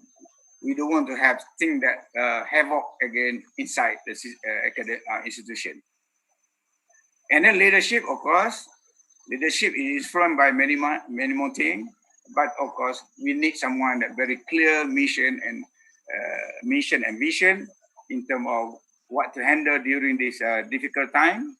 And of course, they are guided by certain principles. And of course, we thought that we would like to provide a skill, life skill for those the learners. That's our long-term vision in terms of leadership. And then we would like to see that the leaders at this stage, at this time, are able to swim in the turbulent period. For example, that leader is not walking the talk, that's not good. We would like to have leadership that lack of conviction. We don't want to have that. Leaders with no clear purpose and passion. So this is what, in oppose the good leadership, what we would like to do. So the preferred solution that I say that I suggest to you what to do. You must clear ourselves about what the desired outcome in higher education with the new pandemic and the post-pandemic here. So we have to focus on those enablers. Those set are given, and then we have to know that what are the critical success factors that drive the enablers. And then from there on, we create the initiative to deliver the enablers. So the journey of preferred solution is rough, it's difficult, but of course, if you see this is a kind of proper plan. It's a strategic exercise for those who are in the management team to think about, review about, revisit about your way of deliberating. So this is self-explained because whatever you have the enablers, you have to have critical success factor and initiative to move forward. And then you are looking for the preferred solution if you can predict in next 5 years, 2 years, 5 years, 10 years time. That's the way forward. So in other words, also we have to think about this simple what I call summary, which I put to you. It is about we need something that properly strategized, properly structured, and in place of good system. Then we can move forward and to deliver the what thing, and then we are focusing on the success through the enablers that I mentioned to you. As a conclusion, it is a issue of what mentioned by everybody. It's a pandemic. The COVID-19 pandemic is an event of no ambiguity and then no reversible. Might be repeating possible, but you cannot reverse back to the old normal too much. But we have to think about new normal. So you need to do it through effective strategic management process and procedure and practices, which you have to assess those elements, those enablers through strategic reassessment analysis process, and a lot of what if question to us, such that we are able to control this unpredictability issue in terms of the time ahead, as well as the variability of outcome. So in other words, we have to prepare ourselves we are the team for higher education deliverable, so we have to prepare that one. For that note, I think thank you very much for the time given, and thanks the host University Unpar for giving me the opportunity to do this, to deliver some of my talk about the subject matters, future and post-COVID higher education, what we should do to continue to be success. Thank you very much. Terima kasih, Prof. Yep. Thank you, Professor. Really interesting presentation. I wished that we have more time to discuss it. I might want to contact you to discuss it later. We have questions in line also already. We are compiling the questions, but now we'll move to the third speaker. Our third speaker is very Reverend Aloysius Maranan, OSB. Reverend Father Maranan is currently the Rector and President of San Beda University in the Philippines. Reverend Maranan has AB in Economics at San Beda University, Philippines, Licentiate of Canon Law at University of Santo Tomas, Philippines, MA in Theological Studies at Maryhill School of Theology, Philippines, and Ph.D. in Education at the La Salle University, Philippines. He has the experience of more than 40 years in education, and his expertise is on educational planning and development, strategic visioning and goal setting for institutions of learning, and classroom supervisions and management. Today, Reverend Father Maranan's presentation is on transitioning to the new normal, education challenges, initiatives, and prospects, the case of San Beda University. Father, the camera is yours. Thank you very much, Dr. Sylvia. Good morning, my dear friends and participants of the ALN, to our host university, the Parahyangan Catholic University of Bandung, Indonesia, to my esteemed fellow presenters and speakers of the international webinar, friends, ladies and gentlemen. Prior to COVID-19 pandemic, many universities have comfortably engaged in the fast-paced requirements of educational transformation brought about by technological advancement. But today, as we look around at the effects of COVID-19 pandemic around the world, we see the unexpected and the unintended challenges that have sharply bothered institutions of higher learning. At the start of this year's global COVID-19 outbreak, UNESCO has estimated that over 1.2 billion learners have been affected in various ways, or 70% of the world's student population. These are due to sudden lockdown and temporary closures of schools and universities. In our country, here in the Philippines, amidst the pandemic, the President of the Republic has articulated the importance of appropriate measures and regulations by all concerned agencies to address the debilitating effect of health crisis over the education sector. And looking beyond under this new normal, he emphasized that the future of this nation depends on how we navigate the education of our young people towards the new normal. So then, what lies ahead? We may ask ourselves. So I have listed here before you in our PowerPoint 3 challenges, but you can add some more. For San Beda University, I am noting 3 important challenges. The challenge of fleeting transition, the challenge of economic survival, and the challenge of facet assurance of standard of outcome. The challenge of fleeting transition comes, simply put, in a very broad spectrum. The challenges encountered by higher education nowadays, coupled with the uncertainty of moving forward, can be summed up in this multifaceted process of fleeting transition. With the pandemics, we have planned the unequivocal change, our methodology from the traditional practice of classroom learning to massive virtual learning platforms. So we have crafted a lot of blended and flexible delivery methods and developed online curriculum delivery plans. The fleeting challenge of transition comes when our collective concern is focused on how certain is the transition, the when, the where, and the how of quality and competent delivery of learning can be accomplished at all levels with fleeting time.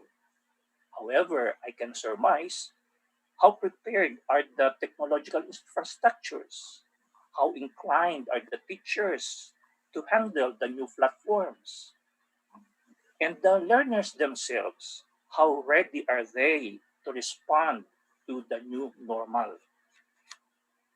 To the challenge of economic survival in the Philippines, last academic year 2019-2020, there were around 30.7 million learners in the country, with 27.8 learners in elementary and high school and 2.9 learners enrolled in higher education, according to the survey of our COCOPEA. The international impacts of the pandemic have been seriously felt economically by all sectors of the country, but most severely also in the education sector due to recession and unemployment. An increasing number of our overseas Filipino workers losing their jobs abroad, local employees and laborers being laid off. They bring heavy problems in their family financial resources. And this means corresponding decrease on families' resources to basically pay the cost of education. And so, the multifaceted challenge of economic survival looms on the horizon. Number three, on the challenge of facile assurance of standard of, and quality of outcome. At the outset, the challenges noted include identifying workable solutions to carry out the delivery of education and the development of human character during the new normal. As in the case of other universities in the country, Sanbeda faces critical challenge of compliance to the standards set by the national advisories from the Department of Education, the Commission on Higher Education, and the other important allied government agencies. Foremost challenge is the assurance of quality outcome of education during the transition from the traditional face-to-face instruction to massive virtual and remote learning platforms. The challenge involves the primary task of standardizing the university's institutional structures, the system capability to minimize the ill effects and to maximize the benefits amidst the crisis. The challenge calls for mitigating the unintended effects of directly unsupervised method of learning on the holistic development of learners as an essential parameter in the assurance of quality and standards of the new normal learning environment. Next slide, please. For the initiatives, I am proposing three important initiatives. One is the opportunity for maximizing virtual technology. Two, an increased collaboration and unity in engagement. And three, an expanded and intensive program on distance learning. On the maximization of virtual technology, these are being fully implemented through webinar meetings and online trainings. What we have now is an example of maximizing virtual technology. All these have global reach and are observed to be beneficial to all. So aside from individual initiatives, private organizations and the Philippine government agencies have sponsored massive training of all teachers on flexible learning options. Hopefully, this will really materialize. Second, both public and government officials have mediated on reduced rates and complementary access of internet services. This is still being worked out also by our government. And thirdly, provide subsidies and loans for students and faculty on the acquisition of computers and other gadgets in line with the Republic Act 10650. But this one is very selective in the nature of the learners. And fourth but not the least is the extended financial assistance to teachers and school personnel. On the second initiative, the increased collaboration and unity engagement under the new normal, where international bilateral partnerships and networks affiliations have become more actively open with the ease of access through virtual communications. In the Philippines, in our country, recent surveys conducted by our COCOPEA revealed that majority of the universities, together with private and governmental institutions, are selflessly and collaboratively rolling out flexible online learning, preparing the infrastructure requirements, and ensuring services of telecoms for internet activity and connectivity. On the third initiative about the expanded and intensive program, San Beda University, the transition process comprises innovations focused on strengthening the academic workforce through an expanded and intensive program on distance learning modalities. For example, our integrated basic education department aligns itself with the guidelines and advisories of the learning community plan of our Department of Education. Similarly, our professional and graduate school levels exceed the mandated national guidelines and framework for the integration of flexible learning modalities. So that our university leadership has worked closely with external offices in providing what we call the necessary landscape befitting an education that is effective and excellent in delivery towards the new normal. Next slide, please. Prospect. We have identified three major prospects. One, the growing international opportunities. Second, the fluid advancement in virtual education with greater efficiency. And third, roadmap to a pivotal global digital university. Number one prospect is the growing international opportunities worldwide, shown by increasing numbers for partnerships from here on into the future. This could be beyond mere university collaborations, but among academe, private, and government sectors collaboration through technology. Number two, the fluid advancement in the area of virtual education with expected greater efficiency in service of companies and technology providers, expertise of educators and industry practitioners. This could lead to a more responsive higher education vis-a-vis the education revolution 5.0 to meet employment needs from here on to the future. Our third prospect that we see is that for San Beda, and just like your university and many other universities here in Asia, most especially, part of our university journey is the pivotal roadmap to become a global digital university. There is no turning back. This current state of affairs is to some extent expediting our transition efforts urgently and positively. as Rector was saying earlier, thank you, COVID, but not to you, but only to the cause which are very intended for us. Because in transitioning, we have international programs and activities. The past years with partners and networks, we have expanded online collaborations. We have lined up programs for e-lecture series. We have e-research matching. We have e-outreach. We have the e-research presentations, the e-workshops and trainings, among others.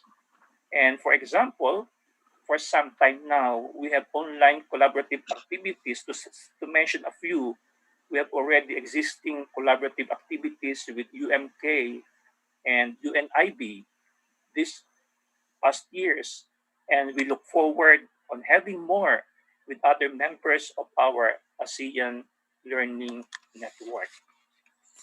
And so, in conclusion, our next slide, please. In conclusion, my dear educators of Asia, of ASEAN Learning Network, there could be a lot more models and framework that you can propose and suggest in facing the new normal after this pandemic.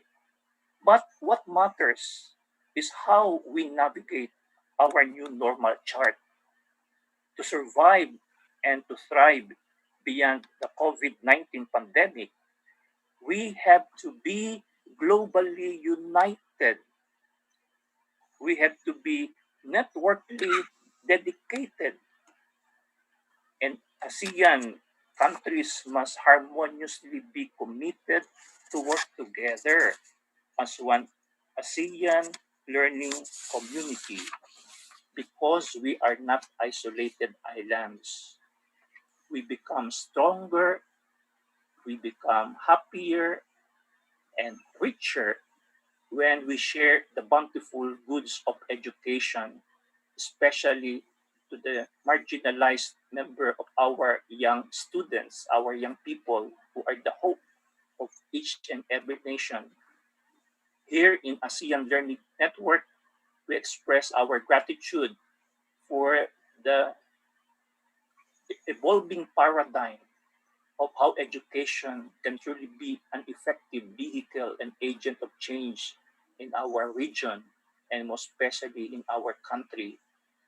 As in our other goal is to work hand in hand to become more humane, more understanding, and more compassionate member as we respond to the call of truthful and peaceful service to the marginalized sector of humanity.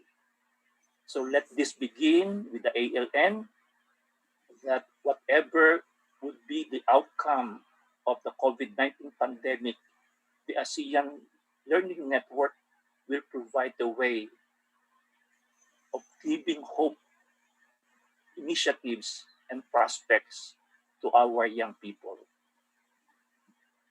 Thank you very much for listening, and mabuhay po kayong lahat. God bless. Very much, Father. Thank you. Mabuhay, Reverend Father. We are entering the question and answer session now. If you have any question that you would like to express directly, you can raise your hand. You can click the participants icon, and there you can click raise hand, or we can go to the questions written in the chat. Let me see. Yeah. While waiting for the question to be up. Yeah, it's up now. We have questions from Dr. Raman Ricardo Roque. What are some of the best practices in ensuring that students maintain complete focus and attention during online classes? And then how can we make online learning and lectures more engaging despite the distance gap between professor and students. I guess we are all facing this. And the next question is to Pak Mangadar. He has answered in the chat, but I think we will be benefiting from a longer answer for this from Professor Farouk Zakaria from Prince of Songkla University, Patani, Thailand. My question is, how do you address those human values such as sincerity in this virtual world whereby everything is uncertain?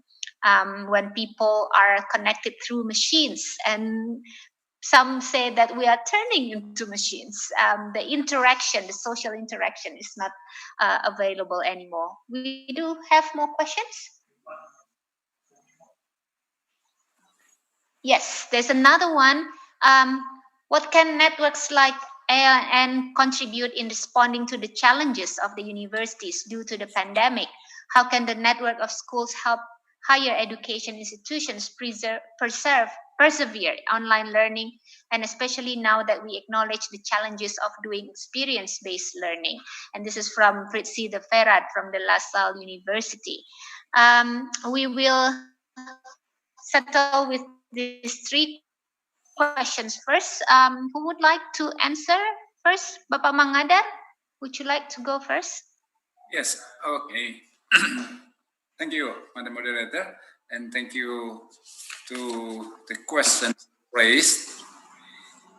So I will come from the last question, with about the ALN contribution, to support online learning. Well, this issue seems to be rightly discussed in the executive committee meeting yesterday about our program within ALN, because we talk about the benefit, let's say such word, the benefit of our network to our institutions member and also to non-members institution. So I think, again, if you talk about the ALN as a network, it might be a good idea if, let's say, lecturers within ALN institutional members can develop a kind of, let's say, not common platform, but common, let's say, materials,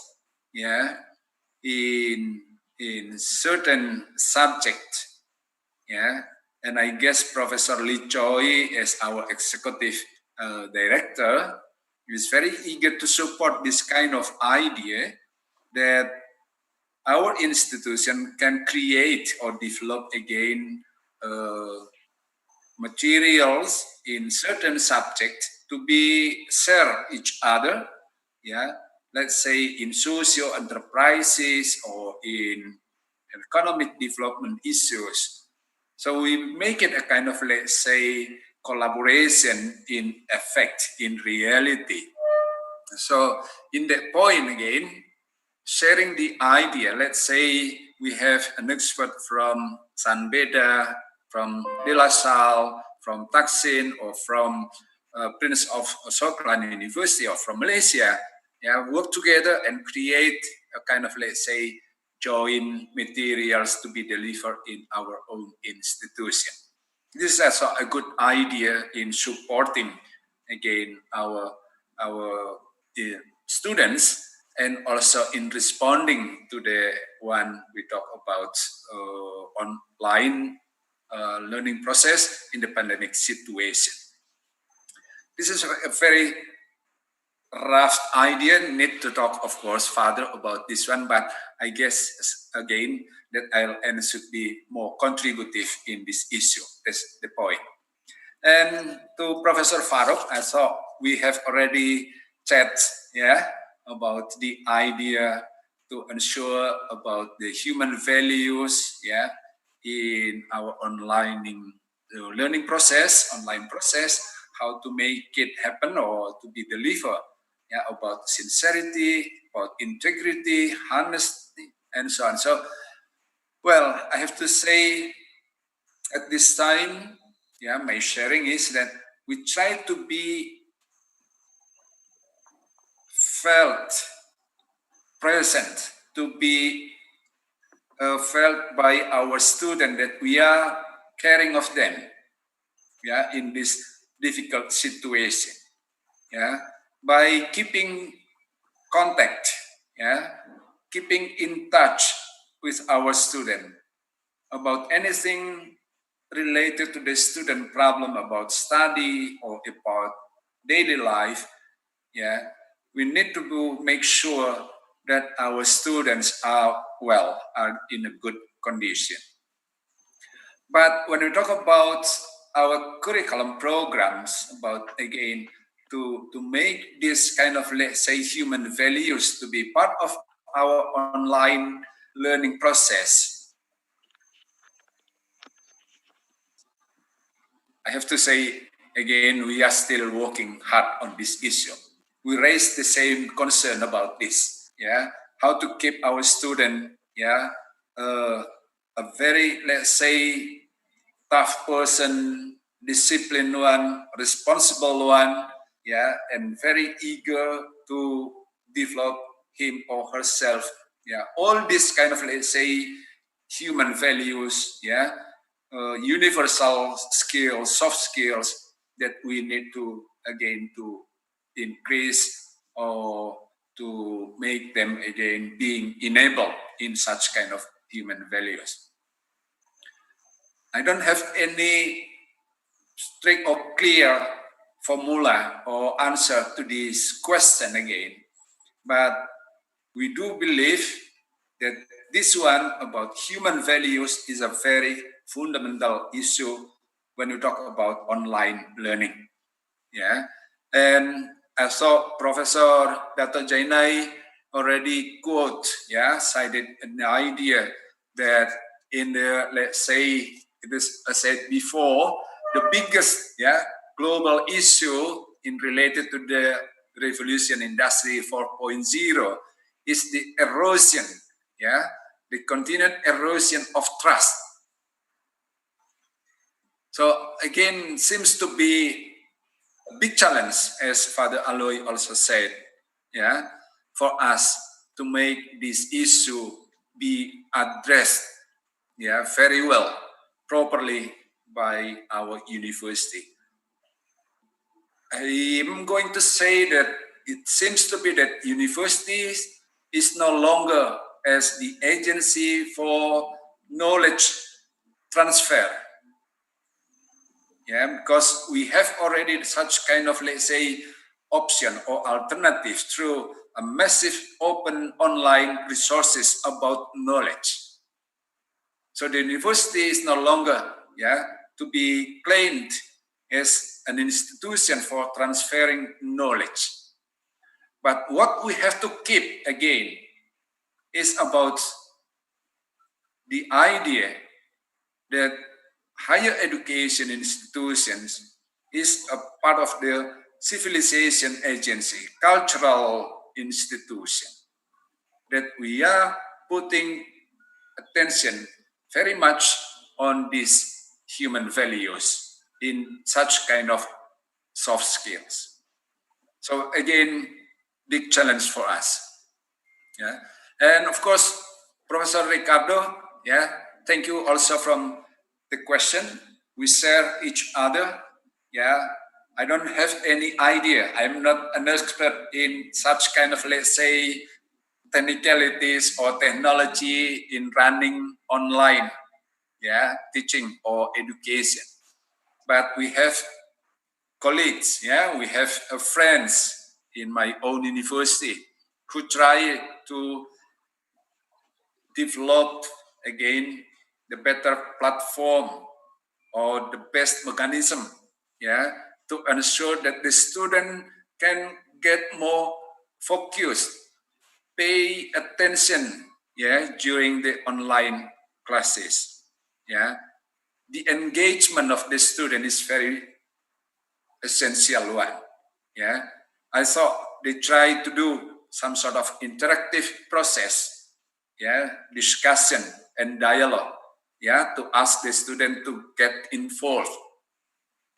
This is the one I saw a big challenge also on creating a more interactive online teaching or learning process.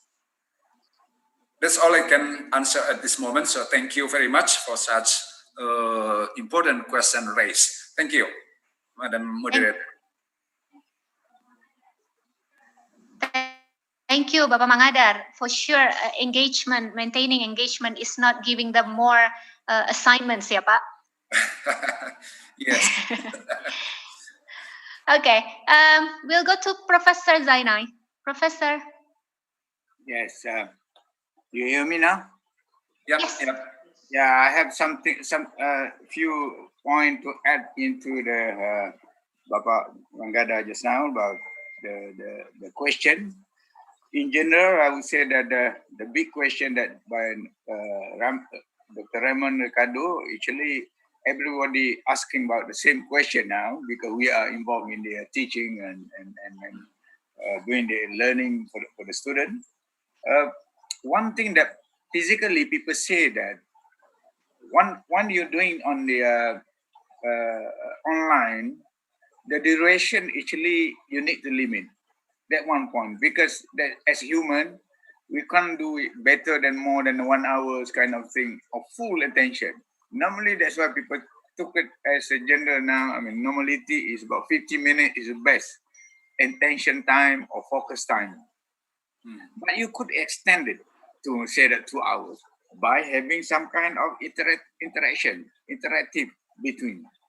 So, because they learn by doing kind of thing, because by giving some short assignment and engagement through a short question, discussion kind of thing, then you can take it about as long as 2 hours kind of thing. So if directly one way of information transferring, I think not more than 1 hour. It's difficult. I mean, general studies show that people not giving the focus, attention if that. So we have, as educator, we have to create the environment online such that everybody would like to do some work or contribute. Maybe you are grouping them into 2 person, 3 person, let's discuss this, and the other one discuss the other one. Meaning we have to create that. Actually, the discussion is for the extension of knowledge, for the extension of what we call that knowledge analysis based on certain issues, such that they can explore more. And then also this is what called active learning kind of thing. So you can do it longer hours, more than 1 hour, for example. However, there are other things that I grouped the question about human values and about the values factors in this case. Of course, everybody talk about industrial revolution, actually changing from human to the machine kind of thing, or from manual to digital kind of thing. That people say so. I mean, generally people say so. But always we must remember that as we are as a people who can think about, the machine can do more than human. But in certain aspect, they do it. As overall, they not do everything. The machine, people can do more. In particular, about judgment, machine not doing the judgment. Machine doing what we specify. They're not going to tolerate on the specification kind of thing. Very precision kind of work, no? But human, they can judge whether that one is really good or bad or whatever thing. That's a human value must be there. So that's why in one of my slides, I would say that some issue of this, what we call this, today and many more years back already, people talk about value education coming into that. You know that in our education, people say that entrepreneurship education inside. People say about generally all humans. See? So another term now coming up, and then very popular, saying that it's acceptable to make sure that human always there in function as what we talk. So human education, meaning that during the process, whatever subject you are in going to be specialized, we touch on human issues, human sensitivity kind of thing. That's why people said also the value given by this descriptors in the what we call the global citizens values. I put in my slide also down there. Is a factor that we should give it attention to. So another one point is, as Bapak Rector mentioned just now, is about, we talked about yesterday the mooted ideas about global classroom. I mean, reviewing the global classroom by the group organization like network organization like we are today. It probably we have to create a new kind of global classroom for the members or learners to experience this. Maybe the classroom center in Malaysia, they can bring into Malaysian experience, Malaysian culture probably, a Malaysian way of doing things for the certain problem. Then this is given an opportunity for other friends around the globe to learn about Malaysian way of doing things, in other words. If we are focusing from center from Malaysia as the classroom that we created. Indonesia may create one of the global classroom that offers something that the special that probably not easy to get it, but have to learn it. So in that kind of thing, it's possible. But the only thing when we are dealing with higher education, that one probably we can do best for the subject matters of general education kind of thing. When it comes to specific, I would say that we have to find ways how to handle it. Maybe specific, like for example, we're talking about engineering education. How to deliver the engineering specialization subject. Probably that one we have to improve our way of doing things now together, and then we may share and whatever we can do best. I think that's what I can offer on this general three questions. Thank you very much, Madam Facilitator. Thank you, Prof. Thank you.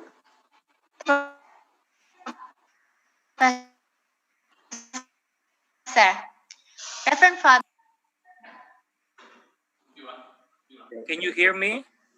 Yes. Clearly. Okay.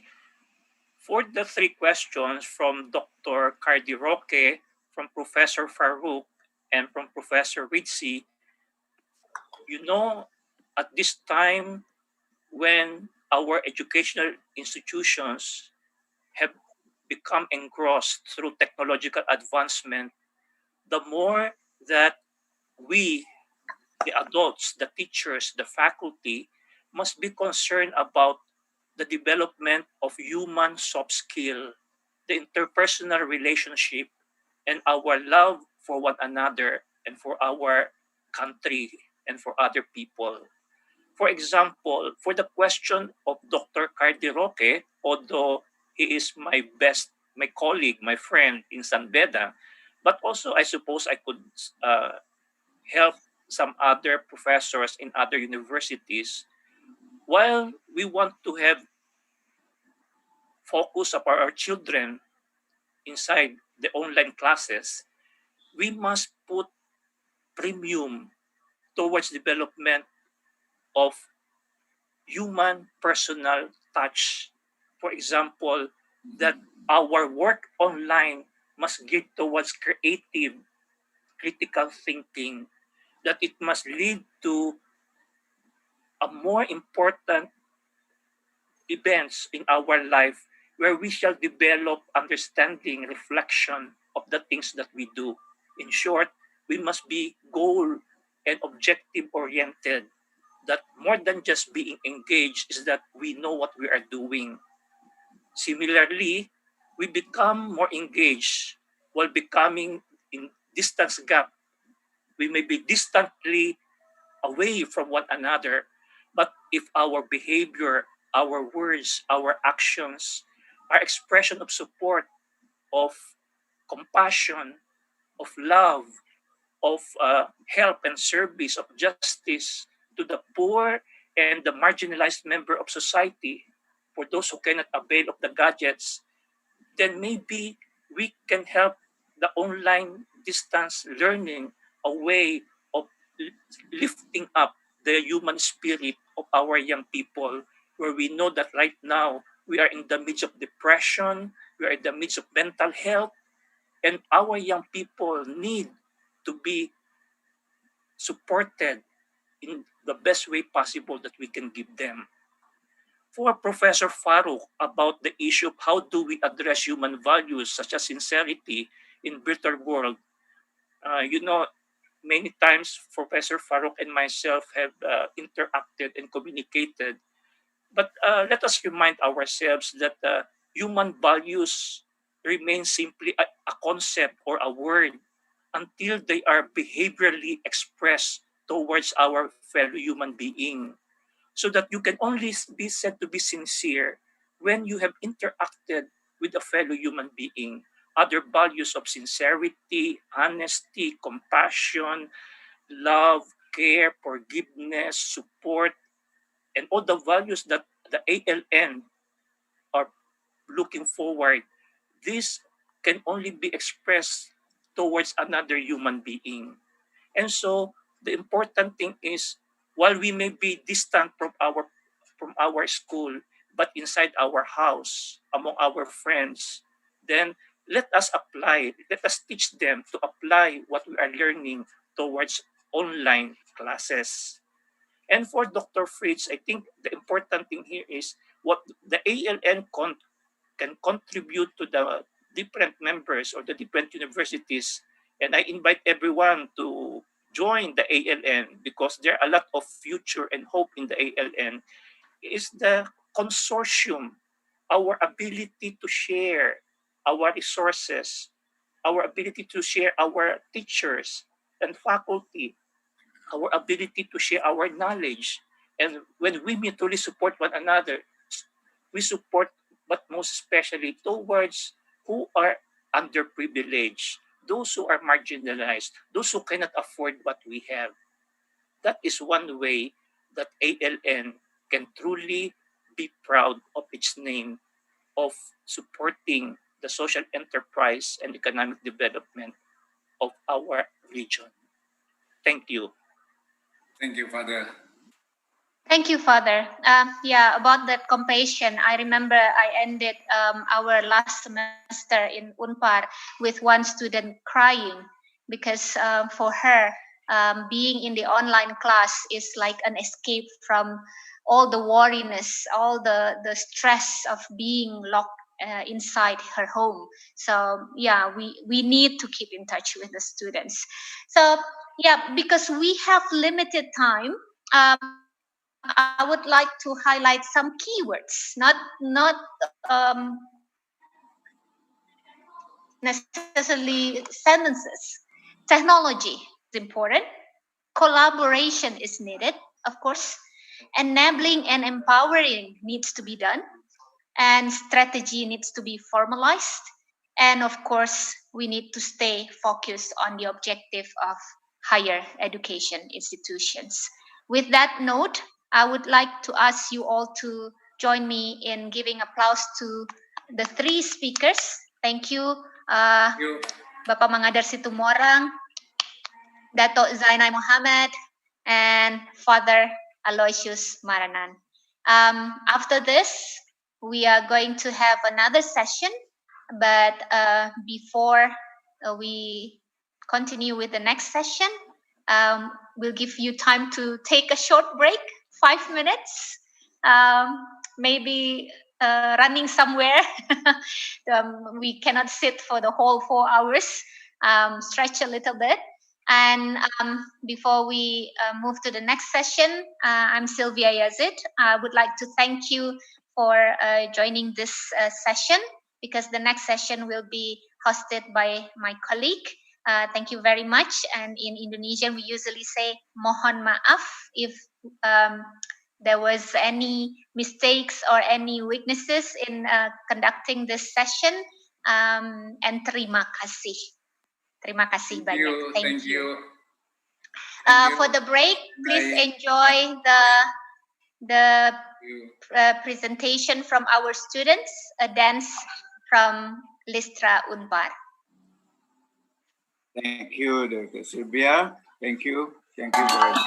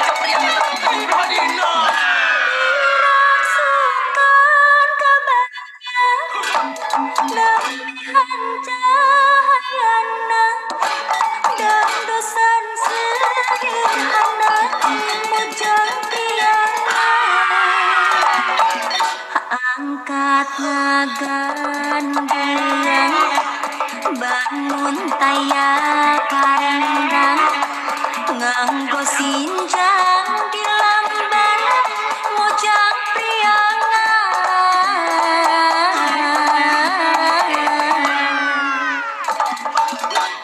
Umat imut surak seri nyari, larak lirik kepan, mojang priangan.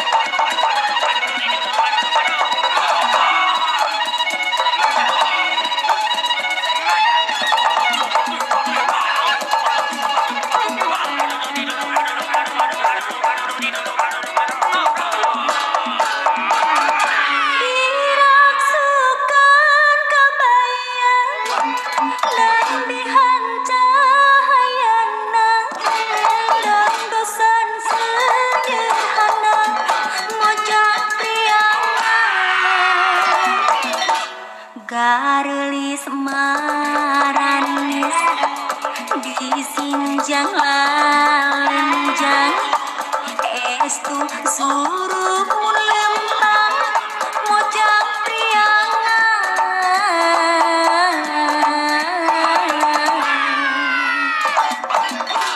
Digigirna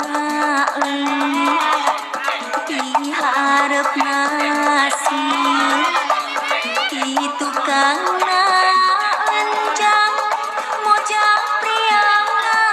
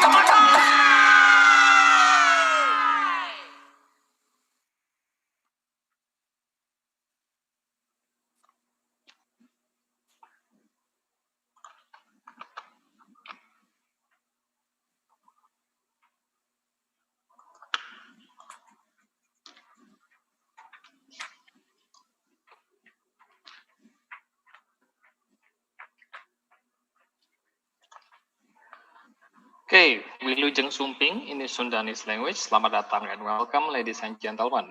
Welcome to the second session of ALN International Webinar, Surviving and Thriving Beyond the COVID Pandemic, Charting the New Normal, hosted by Parahyangan Catholic University.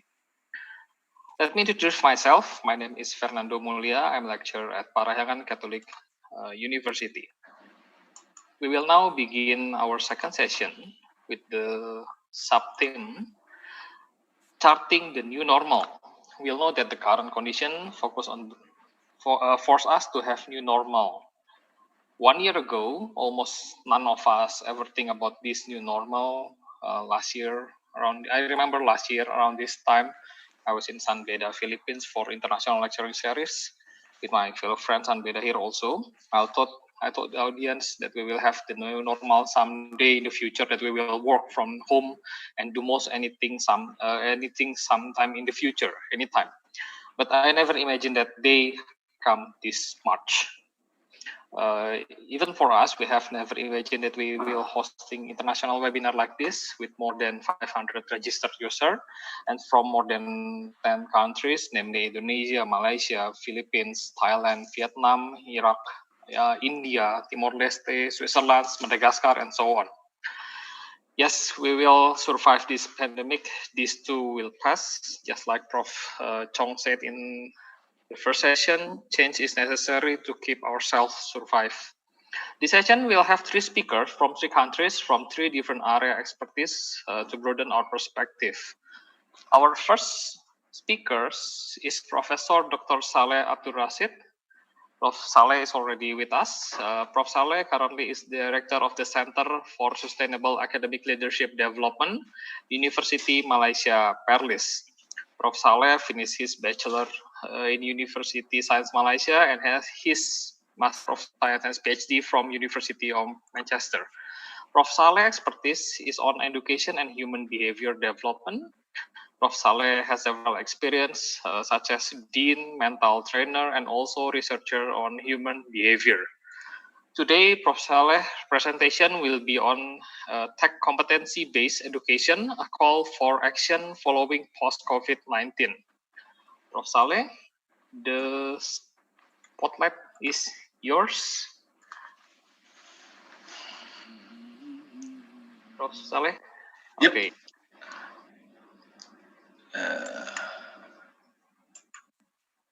So I cannot see my face, I think. Hello, everyone.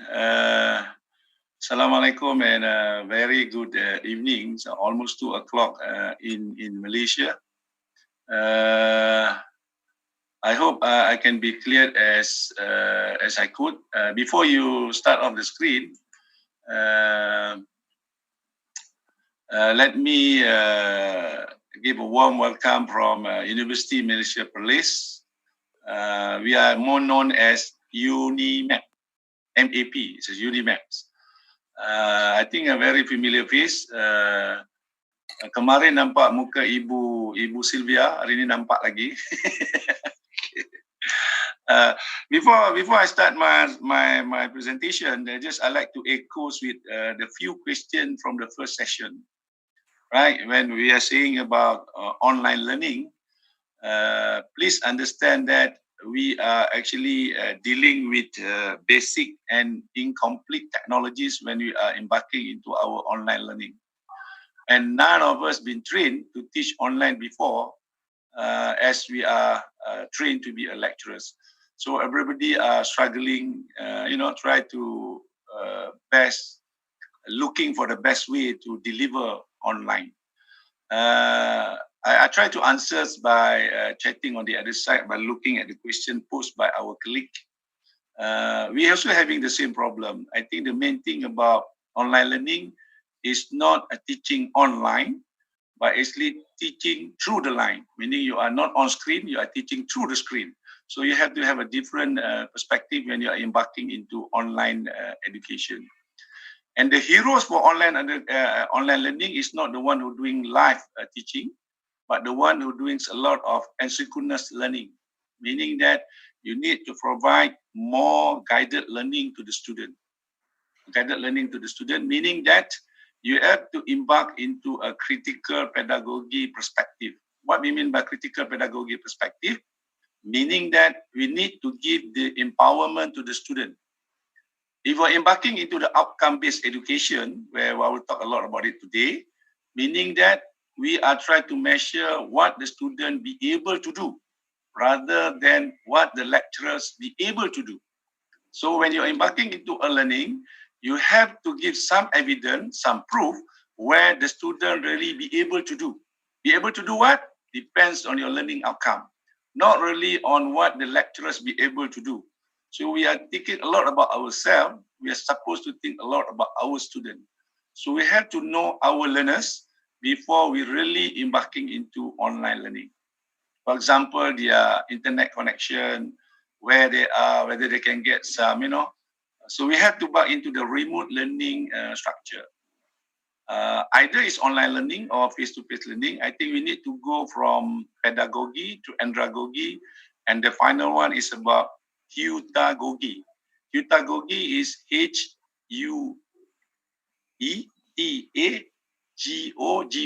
heutagogy.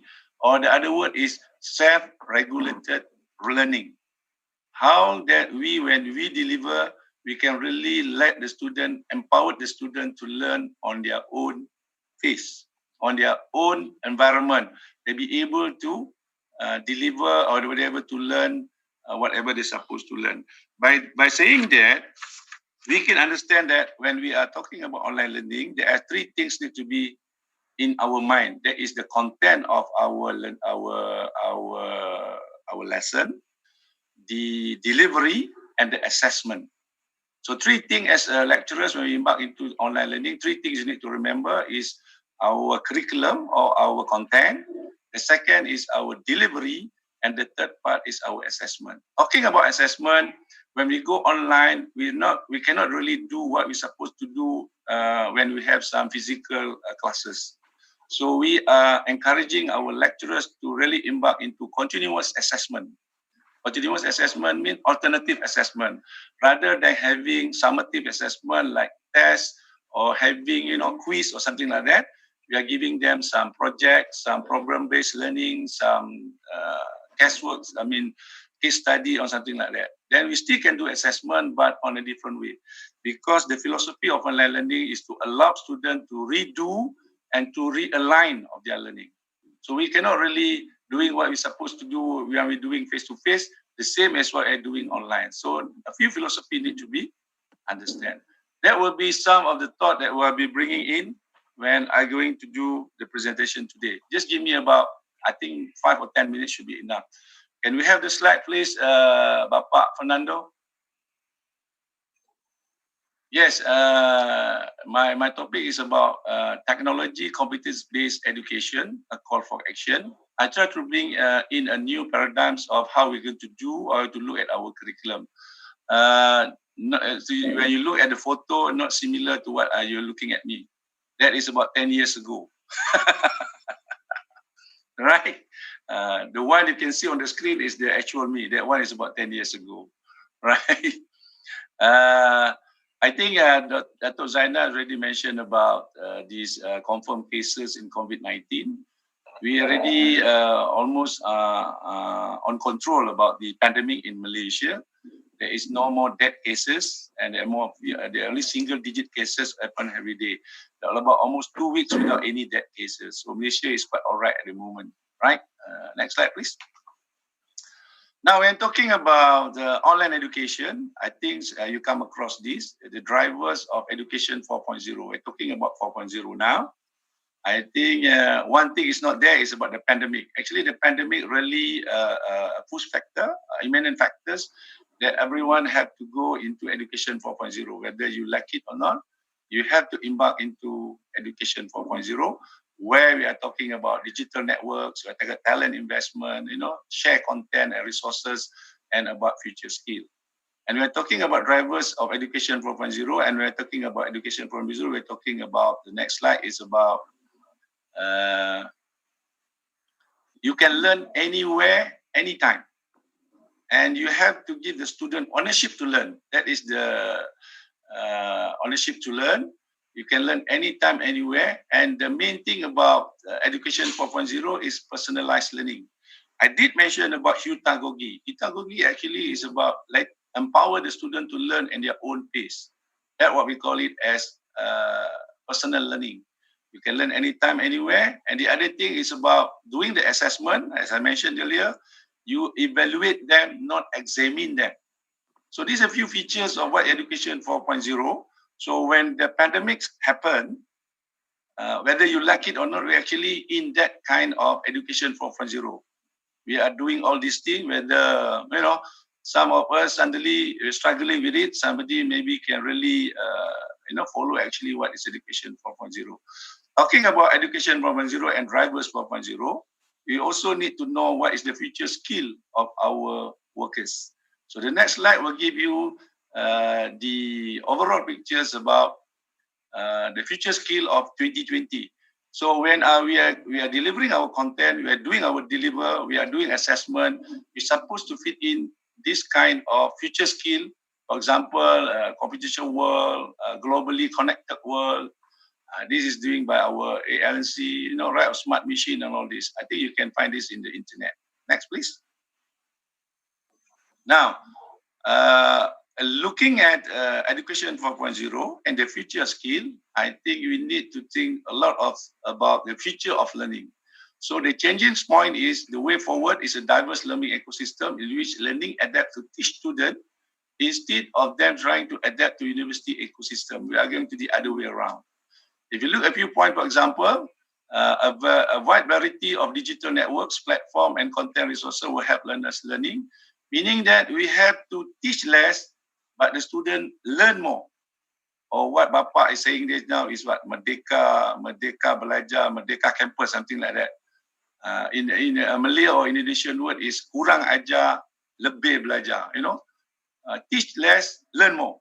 Meaning that we have to empower the student to do the learning, and rather than we are doing the learning, right? So there's a few points that you can really look into it. I know to go. A lot has been said from Choy to the other three speakers. Next, please. And then come this COVID-19 pandemic. How is it the COVID-19 pandemic? I would like to suggest a different thinking when we are doing our delivering of knowledge. What I call it as competency-based education. Next. Okay, next then. When we're saying about competency-based education, Bapak, next Bapak. After the pandemic, this is a small survey done in the US looking at how will you rate the level of success of institution associated with moving in-person classes to a remote online setting that spring from following activities. We can see the percentage of it. For example, having technologies. I think most of our university are capable of having the technology. I think we can support the needs of the learners. But during the pandemic, when students are at their hometown, at their homes, some of them have a low bandwidth and they don't have the access to the internet. So the next semester, we allow the student to coming into the university, but the online classes still happen by using the facilities of the university without the physical classes. And you can see in how they are going to buy in and all that. And you can see the percentage getting lower and lower when looking at the other variables. Okay, next. Now, looking at what has happened for Education 4.0, looking at the pandemic, we need to do something, the future of education. So the future education is not try, when we are delivering our knowledge, we supposed not to deliver everything to the student, because the internet now is the best knowledge gain rather than the lecturers itself. What we know is comparable to Google or some other platform is really maybe just 5 to 10%, right? So we need to really focus on something what you call it knowledge or skill, build around individual, what Education 4.0 is saying, that is individual learning, hitagogi, personalized learning, and learning together and from each other. Although we are doing it online, we still can learn together and from each other, right? Next. And by saying that, you can see that now, I think it's happening now, we have to really shift from what we are doing before the pandemic, or maybe 5 or 10 years before, to the way forward. For example, we need to move from episodic learning to a continuous learning, meaning at their own pace, whether the student can be, the competency they regularly achieve or not. From assigning to engaging with content, from content conveys to content curators. We do not to give everything to them. From working at one scale to working up to and down to the scale, from degree to reputation metric. Even the National Bureau of America are looking for skill rather than degrees. Even there is a movement in the world, no degree needed to find a job, right? From grade to continuous feedback, and from individual learning to collaborative learning. So by having this key shift towards, we can really look into our curriculum, our learning outcomes, our delivery, and our assessment. The main thing is, are we really measure, are we really deliver what we're supposed to deliver to the student online, right? Next. Sorry for this. This is actually, what we can do is to shift is the two main words is about, there are two leading areas for change. There is the conceptual, meaning we have to build up a new models of learning. For example, ALNC really, the signature program of the SEEDS program is really a contextual learning. So can we do contextual learning online? Maybe we have to come up with a new model of learning. Developmental of social learning theory, where engagement, socialization should be the important things about online learning. Online learning doesn't mean that the acting will come from the lecturers. You need to empower the student, you need to engage with the student, where AI element and also automated feedback element should be in our online programs. And the technology is like e-learning and smart learning should be the accelerator, or we call it as the apps of to guide our learning principle. Next, please. This is creating by looking from Bloom taxonomy. For example, I think most of us are familiar with this. We deliver knowledge, we are measuring the student from understanding to creating. So, for example, creating, be able to create. Now we have to do the assessment by looking at blogging, filming, forecasting, and directing. Meaning that the higher order thinking skill online is looking at this. Evaluating, when you're measuring whether the student be able to evaluate, we are looking at, testing, grading, and something like that. Analyzing by mind mapping, saving, linking, validating, all that. So we have to change our terms of learning outcomes to a more technical words that we can really measure it online. Okay, it's just a side thing. Next, please. And this is also another example where we're looking at, this is I can't remember the person who introduced it, but we're looking at from level 6, we have to go to the application model. Application model by looking at whether the student be able to think and to do it. From just know to apply the knowledge to discipline, across discipline, apply to the real world, and apply to world unpredictable situation. They will be the C5 to the C6, meaning adaptation will be the highest order of thinking skill. So when we are doing our curriculum, content, we will our deliver, when I will do our assessment, we will try to be at the C6 and also at the A5, right? This is one of the model. Okay, what we call it as education competency-based learning. Next, please. So when we're saying about, I think this one we can really skip. I just want to, when we're saying about competency-based education, meaning that a flexible approach that allows the student to pursue personalized learning pathway. For example, I'm from UNIMAP as a student. Can I just accelerate my learning by joining Asian Learning Network programs? I get more credits, and can I finish my study less than what we provided? For example, 4 years, can I finish in 3 years? If I can really accelerate my learning. Because when we say about competency-based learning, it's also about outcome-based, performance-based, and standard-based education. So regardless of time, place, or pace of learning, maybe I want to take one semester off and I want to be at Parahyangan University to learn something else, right? To learn something else.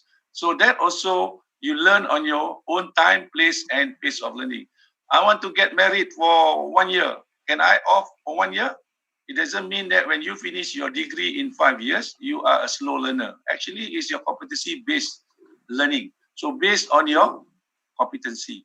So this is what I suggest. We are looking back at our curriculum, our content, where we give the empowerment to the student to learn on their own pace and to learn at any time, any place, whether at their own time, place, and pace, in line with what we are saying about education 4.0 and also the drivers for technologies. Next, please. So what is competency-based learning? As competency-based learning actually focus on ensuring students truly mastering academic content regardless of time, place, pace of learning. I can be 1 semester at Parahyangan, 1 semester at ITB, 1 semester at Sambeda, doesn't matter as long as I can finish all the things. So as our Asian Learning Network, we can provide that opportunity for our students to really blooming and develop, doesn't matter where, time, and place at their own pace. Next. And then this is the thing that we can do in making into our classroom. And I want to suggest the other things about competency-based learning, if we need to change our system, the way we manage our student. I'll give you the models how we can really manage the competency-based learning. Next, please. This is okay. Next. This is the thing that you have to consider before you really embarking into competency-based education. The student relationship management, the student information system, the curriculum management, the student success, the assessment, and all that need to be revamped. What is having now in our record and department and all that, in our exam and record department, we need to look at more at e-portfolio, teaching and learning tools. We need to build up a new system using technology, using online, where we can really accelerate our curriculum delivery and assessment. Suggested, and the next slide, please. So this thing can be really been seen on different parts. Maybe it's too big. We can start as what we suggested next. Just focusing on student information system, the learning management system. Maybe we have our own learning management system at our university, and looking at the processor, the financial aids, or and then we can come up with a transcript that really measures the competency, not really measure the knowledge only. It also measures the skill, the ability, and the attitudes. So maybe we can start to embark this into our education system. So competency-based education system, by using technology, actually is empower the student to learn at their own pace, anytime, anywhere, in line with education 4.0, rather than really looking at, graduate on times and all that. So we need to do something different, because the technology actually accelerate learning rather than, really make the learning very difficult, I think. So we need to have a customized competency-based learning model where we can really know our learners, and we can really flourish our learners, empowers our learners to really be the citizen of the world. For that note, thank you very much. Back to you, Bapak Fernando. Okay, thank you very much. Thank you. Prof. Very fruitful and inspiring sharing for us. Thank Okay, you. we shall proceed to our second speaker. Our second speaker is Ibu Retno Agustina Eka Putri, Ph.D. Ibu Retno is currently Dean Faculty of Economics and Business, University of Bengkulu. Dr. Retno finished her BA in Economics from Gajah Mada University and Master of Science and PhD from the University of Tennessee. Dr. Retno's expertise is on development economics, public economics, and microfinance, and she also has several experience as Department Head Economics Development, Coordinator Graduate Program in Economics, Regional Economist for Indonesian Ministry of Finance, SME Consultant for Central Bank of Indonesia, Financial Management Advisor for World Bank Project. Without further ado, Dr. Retno presentation will be on charting the new normal technology use in the rural area. Dr. Retno, the screen is yours. Thank you very much, Pak Fernando. Good afternoon, everyone. It's really my pleasure to join the ALN Asian Learning Network webinar series today. And I think we all understand that how important is the network. And during this time, this pandemic COVID, we became realize that networking is become more and more important to connect us together here. I remember several years ago, the meeting will be on San Beda or Vietnam and anywhere else that we can meet and share personally together. But this time we have to go through this webinar. Okay, well, I think my presentation will be different from the previous presenter. In terms of the previous is discussing about the university, how the network will be important in this aspect, but my presentation will be on the more to the economic and more to the rural area of that, because we understand that the most of our students depend their depend on the economic when the pandemic has impact on the income of the family, then they will have difficulty to join the session on the university, and joining the learning to like this, the learning in a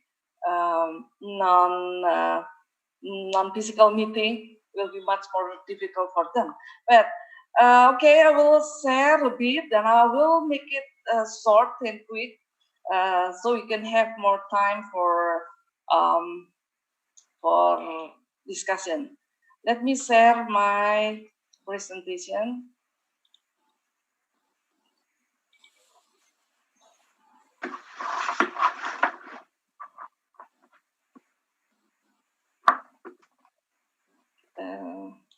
Is it already there, Pak Fernando? Yes, we can see your screen at the moment. Screen is there? Okay. Just make a full screen. Oh, okay. Is it done now? Is it all right now? Yes, okay. All right. Thank you, Pak Fernando. My topic will be charting the next normal, the technology used in rural area, and let me see. Okay, and the topic will be in 4 topics that I will be discussed. Not all, I will skip some of them because it's already discussed by previous presenter. This first one, I will discuss about the basic countries macro indicator, population, rural population, population growth, and product domestic brutto of the country in the ASEAN. And second one is the impact of the COVID-19 on the health, the direct impact, and the economy, social, and community or social. And the third one is the questioning, why rural? I will discuss about the world population and trend on rural and urban, and how the movement we see here, and mostly in Indonesia, that is not rural to urban, but urban to rural. And maybe we can discuss that, what happened in the other country. And the third one is about the massive program of the government about the Village Fund program. And the next one is the next normal or new normal. We'll discuss about the internet, computer access, and how to advertise village, and how the village own business as a part of the government program during this next normal situation.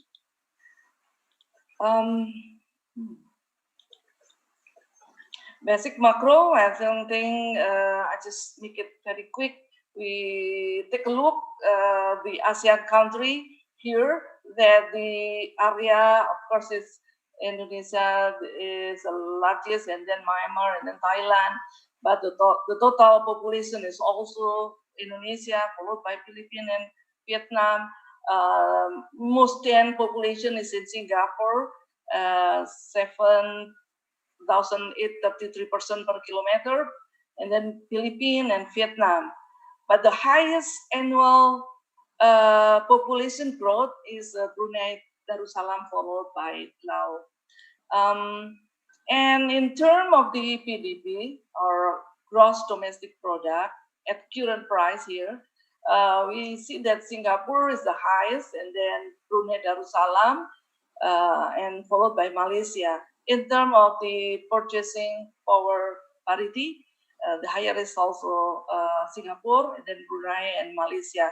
Take a look that the highest to the lowest is quite diverse in here. So this is the ASEAN that we will discuss.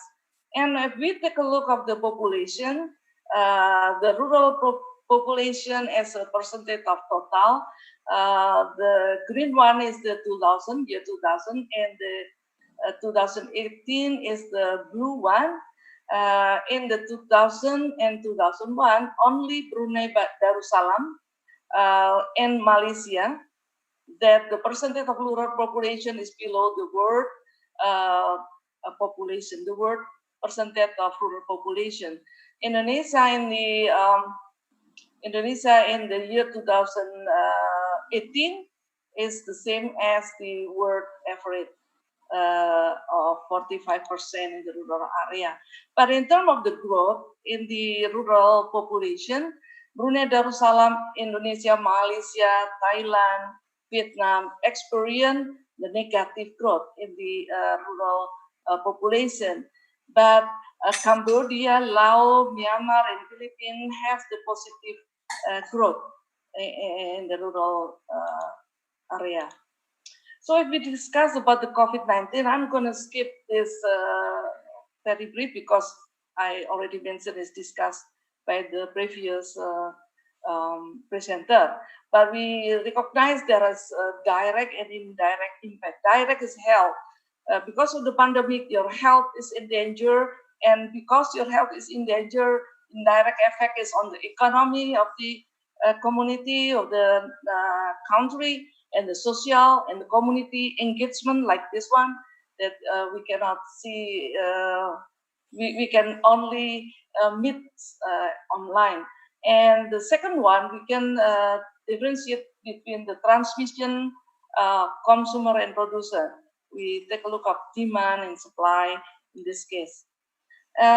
This is already discussed, that looking at the chart, the second chart especially, that all of the country is still up than in the reported cases of the COVID-19, and the lowest is in the Myanmar and Cambodia. Cambodia and Vietnam and Singapore is already show the flattened trend compared to the other that is still very high. GDP forecast is a lot of forecast. It's a lot turmoil in the forecast, and I'm using this forecast from the ASEAN. Then it will show here that all of the forecast is revised from February to April. All forecast is lowering than the previous forecast in the end of the year, last year. The highest forecast, however, is still in Vietnam, and the lowest is in the Singapore. Is forecast between -4 to 1% from the March 2020. Why rural? IFAD on the 2020, this year, mentioned that the investing in rural people is investing in a brighter future for everyone. And I agree with that. Most of the people is still living in these ASEAN countries, but I mentioned before, is still living in the rural area. And one also mentioned by Prof. Sumodinirat, Gunawan Sumodinirat, my senior there, he mentioned that the role of village in COVID-19 pandemic is as a last resort for unemployment. How it can be? The COVID-19 pandemic may erupt burden on the village development. Why? Because workers from urban area will come back to village, especially the migrant, when they lost their job due to the pandemic. This is happening in Indonesia. Maybe, I don't know, with another country, maybe we can compare with that. But comparison between rural is not easy. In March 5th, 2020, the UN mentioned that to facilitate international comparison, they use the term of degree in urbanization. So if not going to rural, then to urban, something like that. But it's more easy to see the urbanization. So what is cities, towns, semi-dense area, rural? If we compare to one another, it's not an easy one. In Indonesia, the law number 6, 2014 mentioned that village is a regional unit that occupied by number of residents as a community unit, including a legal community unit at the lowest government organization. So this is in Indonesia, but the other country use the village term in terms of the number of people on that. So village development concept, the massive program of the government in Indonesia to supporting the village to develop, to improve the economic by the goal of the village development is the people welfare, quality of life, and the poverty eradication. How to be strong, to be developed, to be self-reliant, and become the democratic village. What is the scope of village development? Basic need, infrastructure, local potency, and utilization of natural and environmental resource. This is what the program look like in terms of the amount of the government fund allocated in the village. It's starting in the 2015, the IDR 20.67 trillion is disbursed from the government and is distributed to the 47,952 villages, which mean on the average of 280.3 million per village on the 2015. On the 2020, it's already 72 trillion IDR, which means to distribute to the 70,953 villages mean close to 1 billion, 1 million is 960.6 million per village. This is on the average, so it's a plus minus on each village. And if we take a look of this is Indonesia, and we see that the more dark mean that more fund distributed on the area. The distributed area here is on the Central and East Java, North Sumatra, Aceh, and also Papua. And the other one is less. Why is it? It depends on the village itself. Now, after discussing that, what is it to the country? Take a look. We were online now. We are online now, and if we take a look here, the internet access per household per province in Indonesia is only for province that has more than 50% household has the internet access. And I'm living in Bengkulu. Bengkulu is somewhere here. Less than that. I mean, like It's only Kalimantan Timur, Rio, Jogja, and Jakarta, who has more than 50%. In terms of the rural and urban, there is no differences between the year 2015 to the year 2018. It's 28.61% around that throughout the year for percentage household that has a computer. The internet access is per household by area, rural and urban, is a bit different because it's improved in the urban from 57 to 78, but in the rural, also in the rural, is from the 26.84% to 51%. If we have a class and is involved student from not all in urban, then it may be a problem in this. Social media in Indonesia, this is what happened in Indonesia.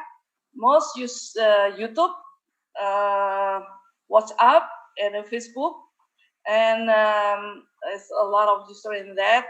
And the other one is that the internet user in Indonesia, the mobile phone, I highlight here, is 124% of total population, meaning that more people have more than one mobile phone. They use smartphone most of the time for chatting, social networking, entertainment, less in the map and shopping. Map maybe because we are not traveling a lot, so it's not that much.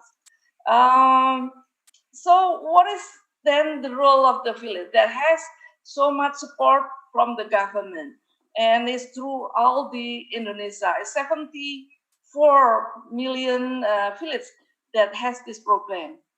The role of village-owned business entity, the BUMDES, especially doing that business in the good leasing business, social service, microfinance, joint venture, and something like that.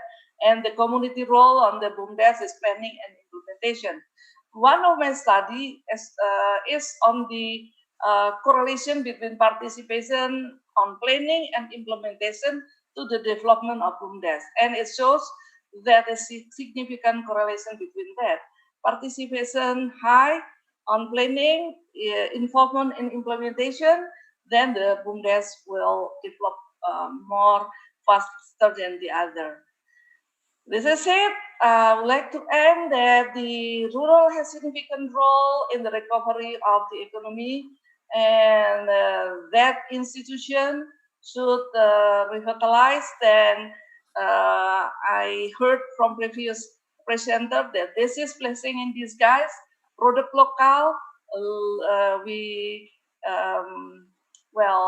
can have more product local here because we don't have much access to the outside market or producer. Producer and consumer relation is an opportunity to have a different meaning of the engagement, the relation between that. Maybe the online market this time, as simple as using the WhatsApp, we can have that. And the last one is innovation of the product, collaboration among stakeholder, community, business, academy, government, and media. This is short presentation, and I thanks for your attention. Terima kasih. Stay strong, stay healthy. Thank you. Thank you, Bu Retno. Thank you. Makasih, Bu. Thank you, Dr. Retno, for giving us new perspective from the perspective of technology use in the rural area. We will have our question and answer session after our third speakers. If you have any question, please do not hesitate to type in the chat box. Okay, our third speaker is Dr. Eknarin Rangrak. Dr. Eknarin is currently Assistant President for Student Development, Prince of Songkla University, Patani Campus, Thailand. Dr. Eknarin finished his Bachelor of Science and Master of Science from Walailak University, Thailand, and Ph.D. from the Chinese Academy of Agriculture Science, Beijing, China. Dr. Ekarin expertise is on urban agriculture. Dr. Ekarin presentation will be on new normal. COVID-19 pandemic stimulated the disruption of agriculture technology. With us already, Dr. Ekarin.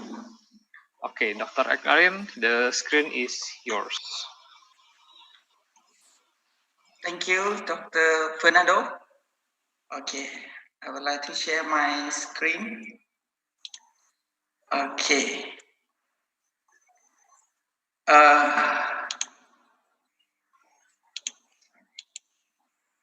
Okay, everyone can see my PPT, right?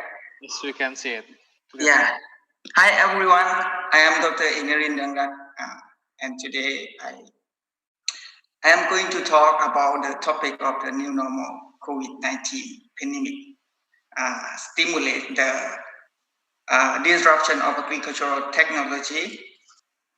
So, in this topic, I am going to talk in three main subtopics, including before COVID-19, during COVID-19, and after COVID-19 pandemic.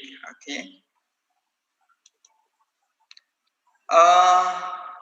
Before COVID-19, world population have estimated that will increase to reach 9 to 10 billion people within 2030, and population in the city will increase because people love to stay in the city more than the rural area.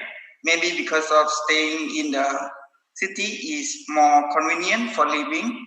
And then if you see in the map at the years of 1953, and then the red color, that means the urban area, the people staying, and then in the year of 2000 and in the years of 2030, that is the estimated from the population city, you know.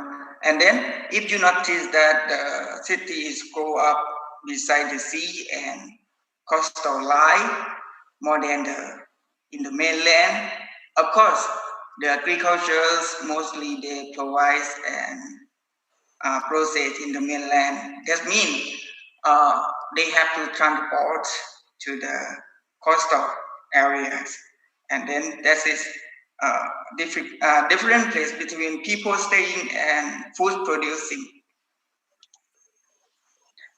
And before COVID-19, global agriculture trade had rapidly growth. They had imports and exports across the world, and about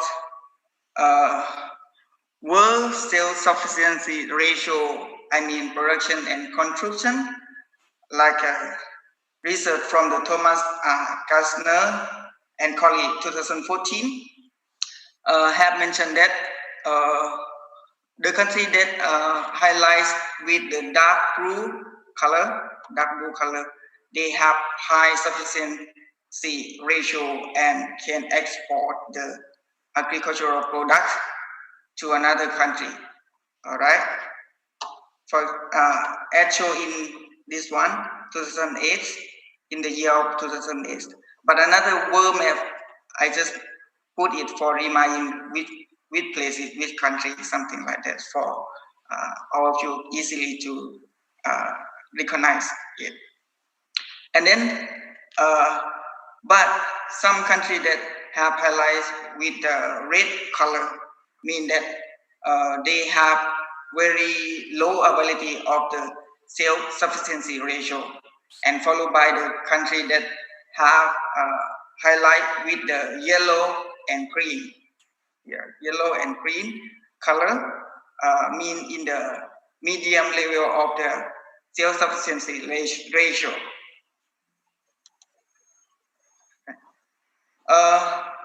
Before COVID-19 pandemic, by the information that I have previously mentioned before, seem world demand for food is higher. So worldwide strategy of the agricultural production focus on big data, large field production to produce in higher yield, higher products, and higher quality. And the production of the agricultural products finally have sent to the place in the market, waiting for the customer in the market. That's the one.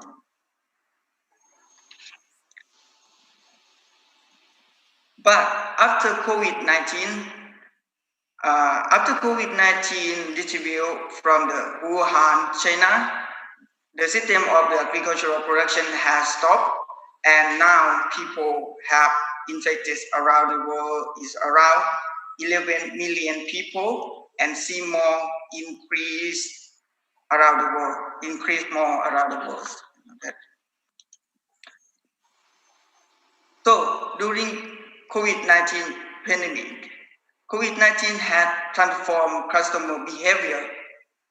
Customers love to buy through online and send the food product to the door of their home more than they go out and shopping as before COVID-19 pandemic, because people feel that more safer and convenient. So COVID-19 had changed the behavior of the customer already. However, food insecurity rise up after global health lockdown. That means cannot export and import agricultural product and disturb to other business around the world. This situation rise up the hunger population to be high, around 135 million people, and 265 million people of the starvation after COVID.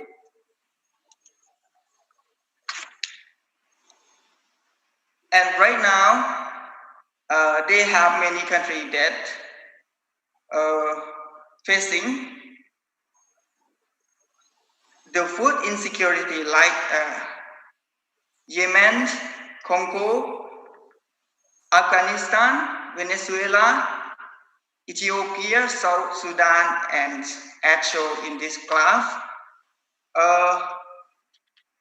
Most of them right now is found and facing in the food insecurity and in the acute of food insecurity right now. So any country that they have high food self-sufficiency ratio, then they can survive and pass the critical situation like this easily. Nowadays, agricultural system has been developed for self-sufficient, for example, rooftop farm, community farm, and backyard farm. Or self-sufficiency agriculture is so-called that urban agricultural system. The urban agricultural system have many technique and technology, as previous I have mentioned it, and more like vertical farm, hydroponic farm, aquaponic farm, microgreen farm, and other farm like aquaculture and animal urban farm. So benefits of the urban agriculture have many, like food security and diet quality, community economic development, mental health, urban design and wildlife neighborhood, educational and skill building, local foods, biodiversity, and other as shown in this slide. And therefore, increasing of urban agriculture is one of the results of the COVID-19 pandemic that stimulate the disruption of the agricultural technology, and it's become a new normal after COVID-19. And finally, thank you so much for your attention. Okay, thank you very much, Dr. Ekarin. Very insightful information for myself as a management lecturer. This is definitely a new perspective. Okay, ladies and gentlemen, we are now open for the question and answer. You can raise your hand and we will call your name.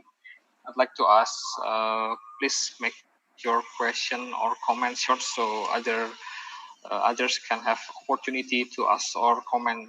Please state your name, institution, and to whom you are addressing your question. With us, we already have two questions. Okay. Okay. The first question is for Ibu Retno. How do you see the potential role of local wisdom? And the second from Prof. Farouk Zakaria, Prof. of Malaya University, also to Ibu Retno. What is the situation of online business during the COVID in Indonesia? Okay, I think Dr. Retno, you might respond to this question. Thank you very much, Pak Fernando. Thank you, Ibu Sylvia and Prof. Farouk. The first one is, how do you see the potential of our wisdom?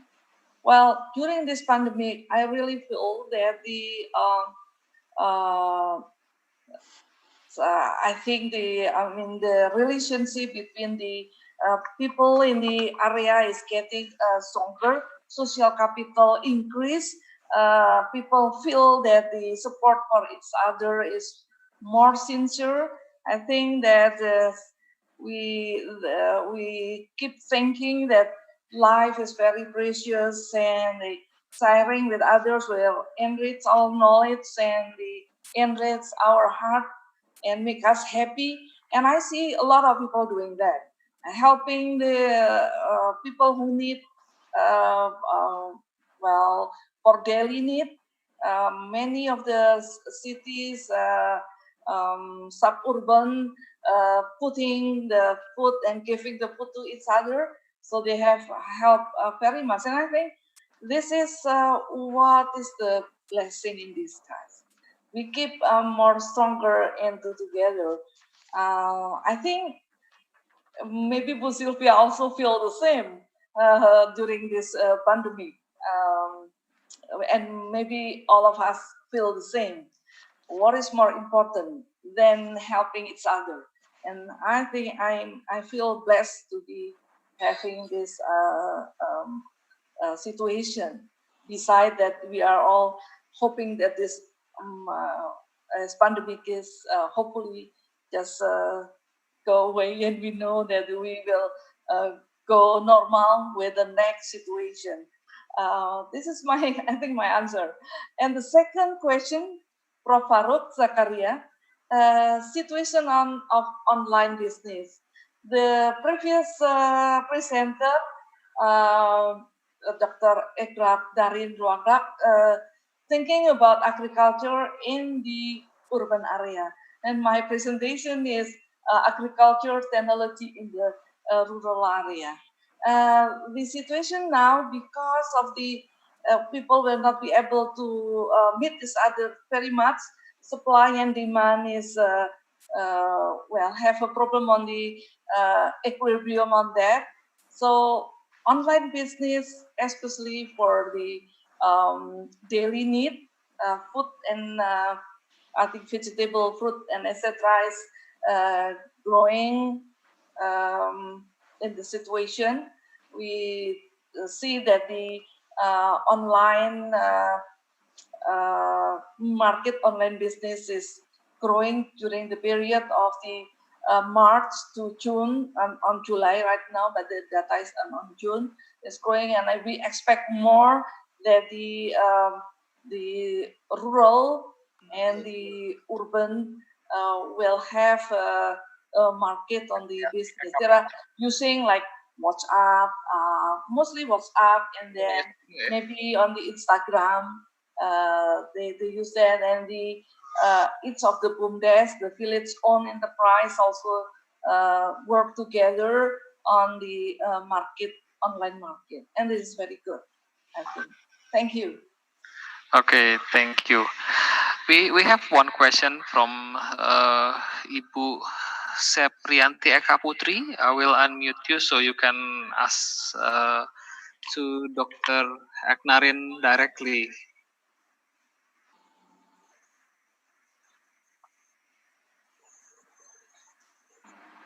Okay, Ibu Seprianti Eka Putri. Oh, okay. So I will read the question to Dr. Aknarin. What opportunities are these post-COVID-19 to stimulate food system related to agriculture technology?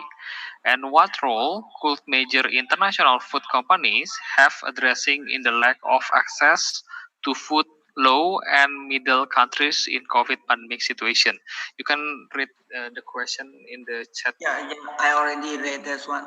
Thank Okay. you so much for the question. That actually the urban agriculture that is right now before COVID-19 also installed and then become famous because of they are after produce and then they send directly to the customer, and then people when what they buy they have seen how to produce, and then the technology nowadays like technology for growing right rooftop technology. We can grow the plant, we can make the plant on the rooftop of the building, and we can rising or manage the city to have a kind of agricultural farm like that to facing the city people where the people stay.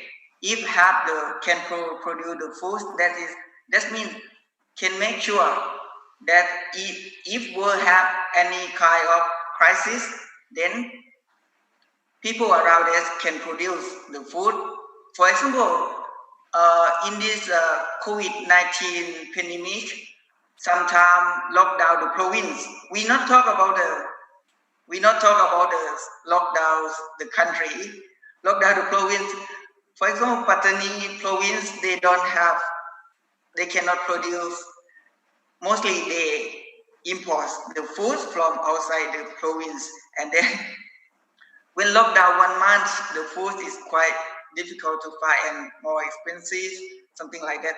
But if some country that they cannot produce some kind of food by individuals in the backyard or something like that, and quite difficult to find to produce. Even you have money, but the first priority for the life is food, something like that. So nowadays technology is high enough to grow the plant in the building top rooftop or some vacant lots in the city, some public area in the city, something like that.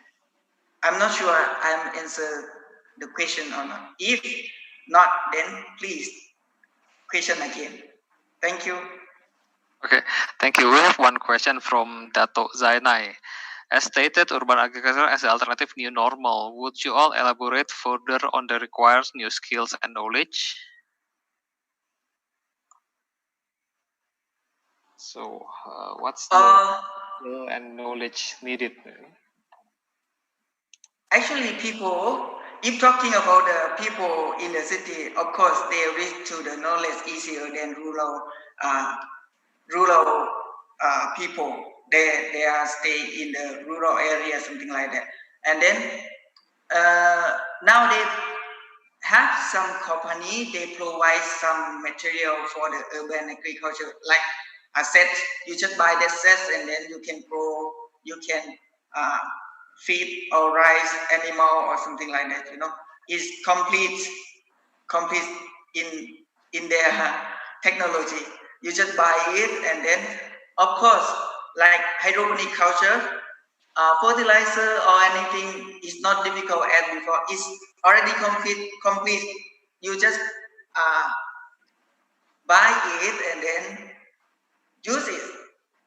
It's more easier than agriculture. The traditional agriculture is more easier because of technology. I can say like that. Okay, I think Prof. Zainal question is also for others to presenter, maybe to Prof. Saleh. Would you elaborate further on requires the skill and new knowledge during this post-COVID-19? What's the new knowledge and skills needed? Maybe I begin with Prof. Saleh first.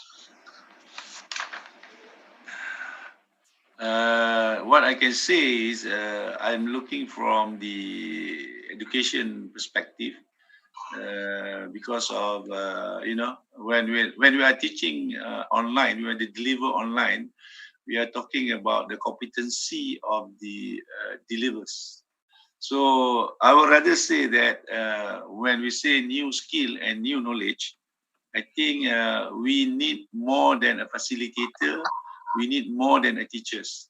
Meaning that as an instructor, we really need an instructional designer. Instructional designer meaning you really well versed of the theoretical foundation of the pedagogy, plus you know how to design your delivery by using technology. So we really need an instructional designer and maybe a media developer and the infrastructures.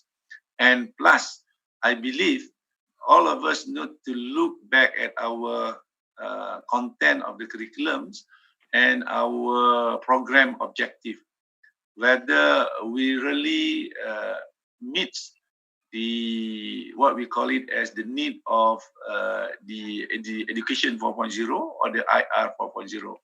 For example, as a learning designer, we need to really have a proficiency in ourselves in the cyber physical world. So talking about even the agriculture, that's why we and UNIMED, we have our agriculture faculty where we really focus on technology in developing our agriculture activities. For example, we have two really big projects about our harum manis. Harum manis is actually our mango, where we use sensor and technology to really, looking at how the degree throughs. For example, by using a handphone, by just scanning the leaf, we know whether the plants need more water or needs more fertilizer, and when is it will be fruitful and something like that. Even when we are using the jet pitch is actually the fish. We by using technology, we know the level of the water, the chemical of the water, how you really can fertilize and all that. So I believe although Asian Learning Network much focusing on the rural or the agriculture activities, but don't left behind technologies and also technical part, because we believe no one is supposed to be left behind, although the technology really accelerate. So we need to help our peasant or our student who really embarking into technologies or food technologies. Even when looking at Japanese, Japanese strategic structures about their strategic planning, they consider for Japanese 5.0, one of the main strategic thrusts is looking at food survival. So Japan are looking at food as one of their major strategic thrusts in developing their citizen. So then Japan is very way forward in our technology. So make sure that technology goes together as an accelerator for whatever activities we are doing. Either we are teachers, we are farmers, we are agriculture, aquaculture, or anything. Thank you for that. Okay, how about Dr. Retno? You want to comment on this question? Yes, just a little bit, but I think I agree with the previous presenter answer, Prof. Saleh and Dr. Idnan. Well, we understand that it's not easy to move from just regular activity right now toward the new with the pressure of so many things. one of the things here we discussed about agricultural sector.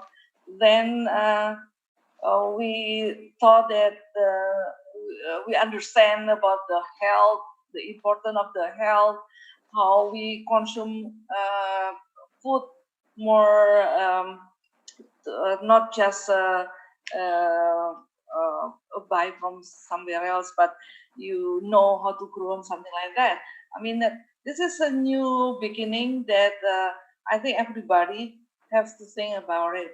And I thought that the farmers also have to learn about that. And if we discuss about how the urban people learn how to grow fruit and vegetable on their own. It's not that simple, but it's a process, and we have to go through that. I mean, I try right now since April, grow tomatoes, red peppers, spinach. Some of them is growing well, some is not. I learn from others. I learn online, asking a question. So this is a process, and from the literature we know that we need people to support who understand the agriculture thing, but it's also because the community itself would like to learn. So they would like to learn, and there's somebody to help understanding that, and we go through that into the next agriculture system. And I think this is what happened right now, and it's a process, and it's we have to realize that and learn many things. And I think we learn a lot during this pandemic. I mean, like you learn from webinar, online, something like that. But it's also the student now go to community services, and we monitor them through online. They go to the community around themselves, learning many things on that. I think this is my question, my answer. Thank you. Okay. Thank you very much. Now I'm going to use my privilege as a moderator to ask question, right? Okay, no one will protest me. I will ask question to Prof. Saleh. Prof. Saleh, as we know that this whole distance learning is suddenly happen. We have no prediction before it.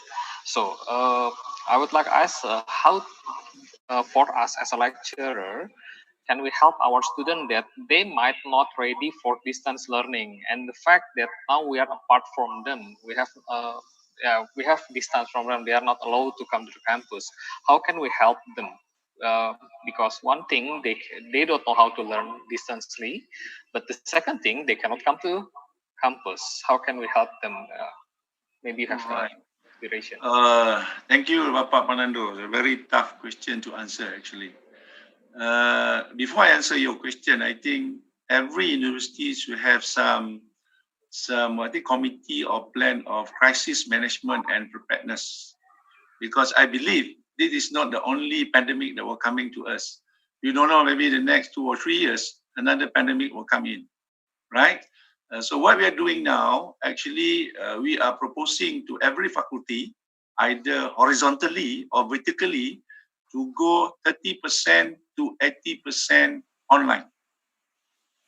There are no more 100% online for any program or for any courses, meaning every lecturers have to come up with scheme of work where 30% or 80% of their courses or their program should embark into online, either their content, their delivery, or their assessment. So the three things need to be considered in what we are doing now. For example, before we start our online learning, our learning courses, we need to really look into our learners first. So know your learners. So when we do our survey to our students who be locked down in their hometown, there is 4 categories of students. One, the student who have a great access of internet, usually in the urban areas. Some maybe have some good access internet, but they doesn't have a data plan. They just have, some have a very low bandwidth, and some don't even have the internet connection. So for us as a university, as a knowledge provider, we need to give every opportunity to our students to learn. It's unfair for the student to left behind because they doesn't have the internet.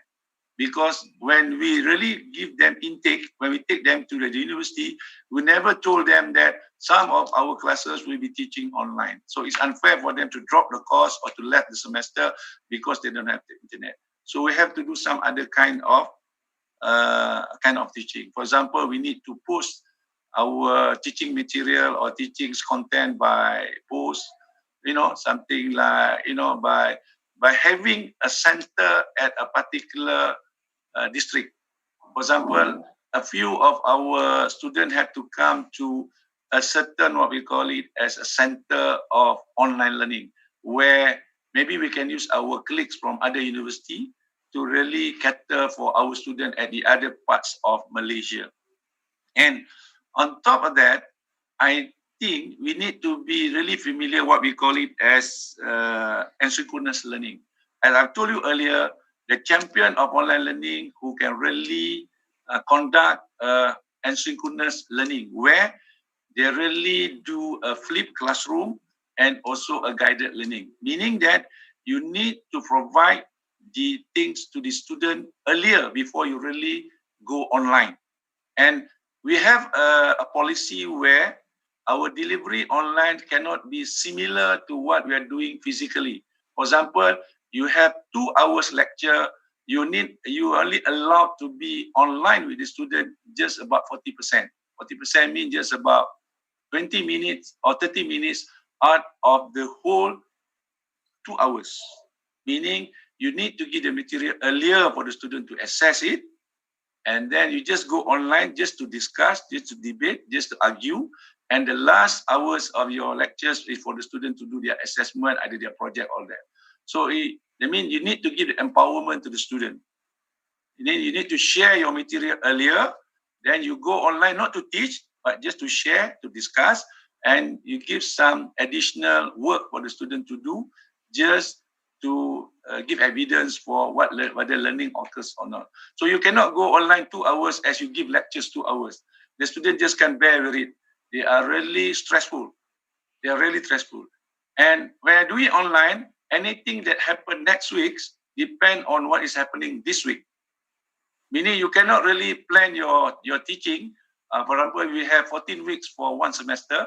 You cannot really plan 14 weeks. You have to plan weekly.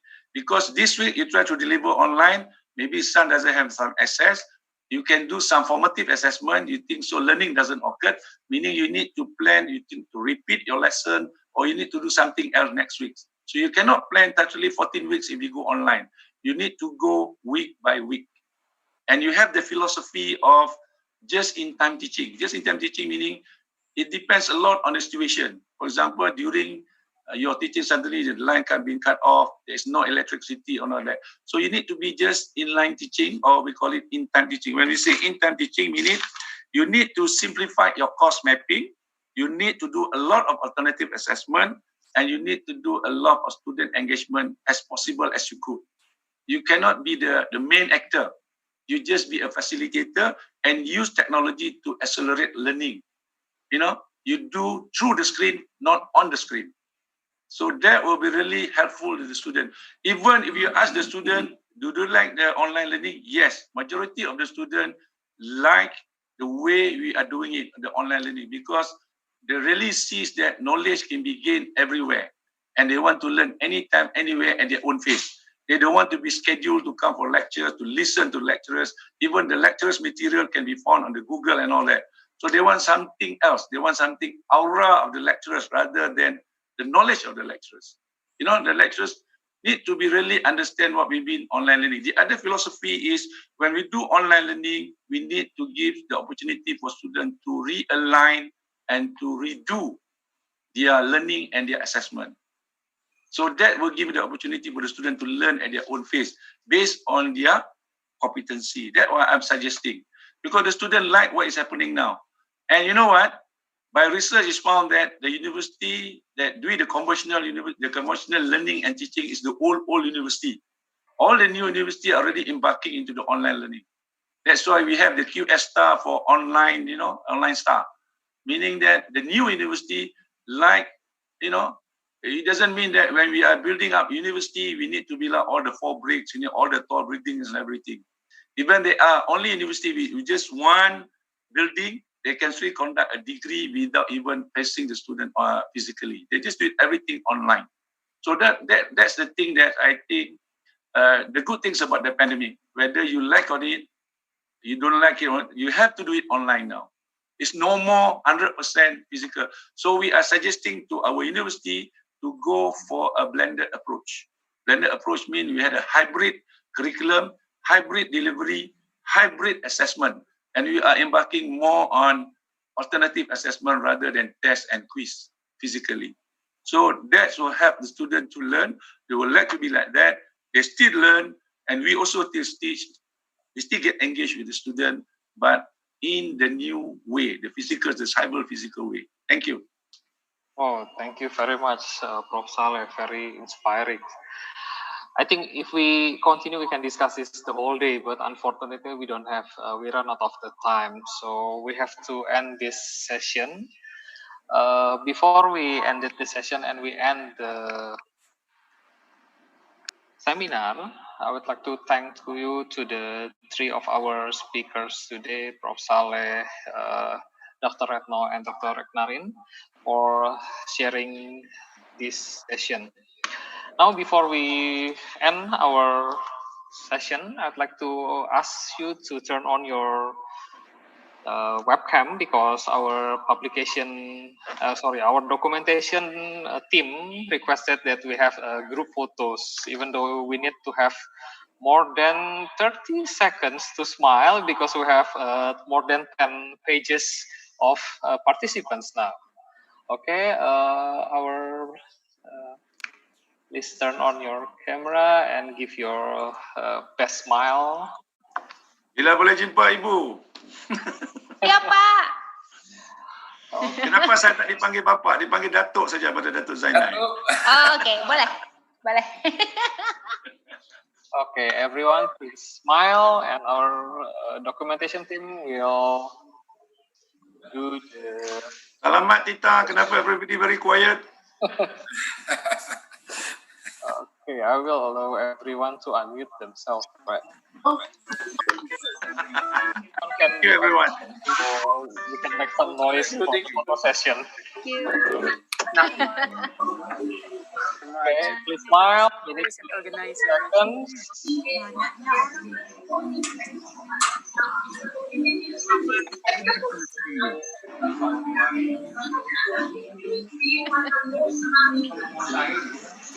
Doing it everything. Okay, I think the documentation. Anissa, kenapa sedih saja nampak? Okay, on behalf of Parahyangan Catholic University, we would like to thank you for joining us today in International Webinar Surviving and Thriving Beyond the COVID-19 Pandemic, Charting the New Normal. We would like to apologize if there are any technical issues happen today. Thank you very much and see you again. And for the information, we have the certificate materials. You can fill the form and we will send the material and certificate with the performance data. Thank you very much. Thank you also for Dato Zainal, Prof. Chong, Mangadar for joining us the first session. Thank you very much. Good afternoon from London. Thank you, everyone. Thank you. Hope to see you soon. Thank you. Thank you. Thank you. Chong, Professor Saleh, Dato Zainal. Terima kasih Ibu.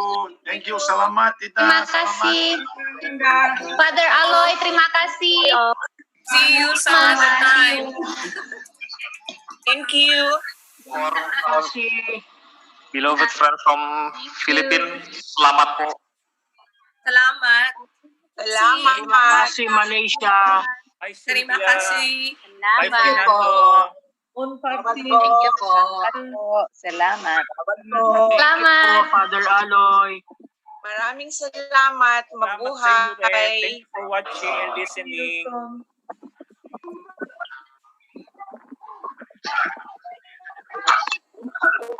Terima kasih Mbak Sylvia. Selamat ya. Iya, terima kasih Ibu.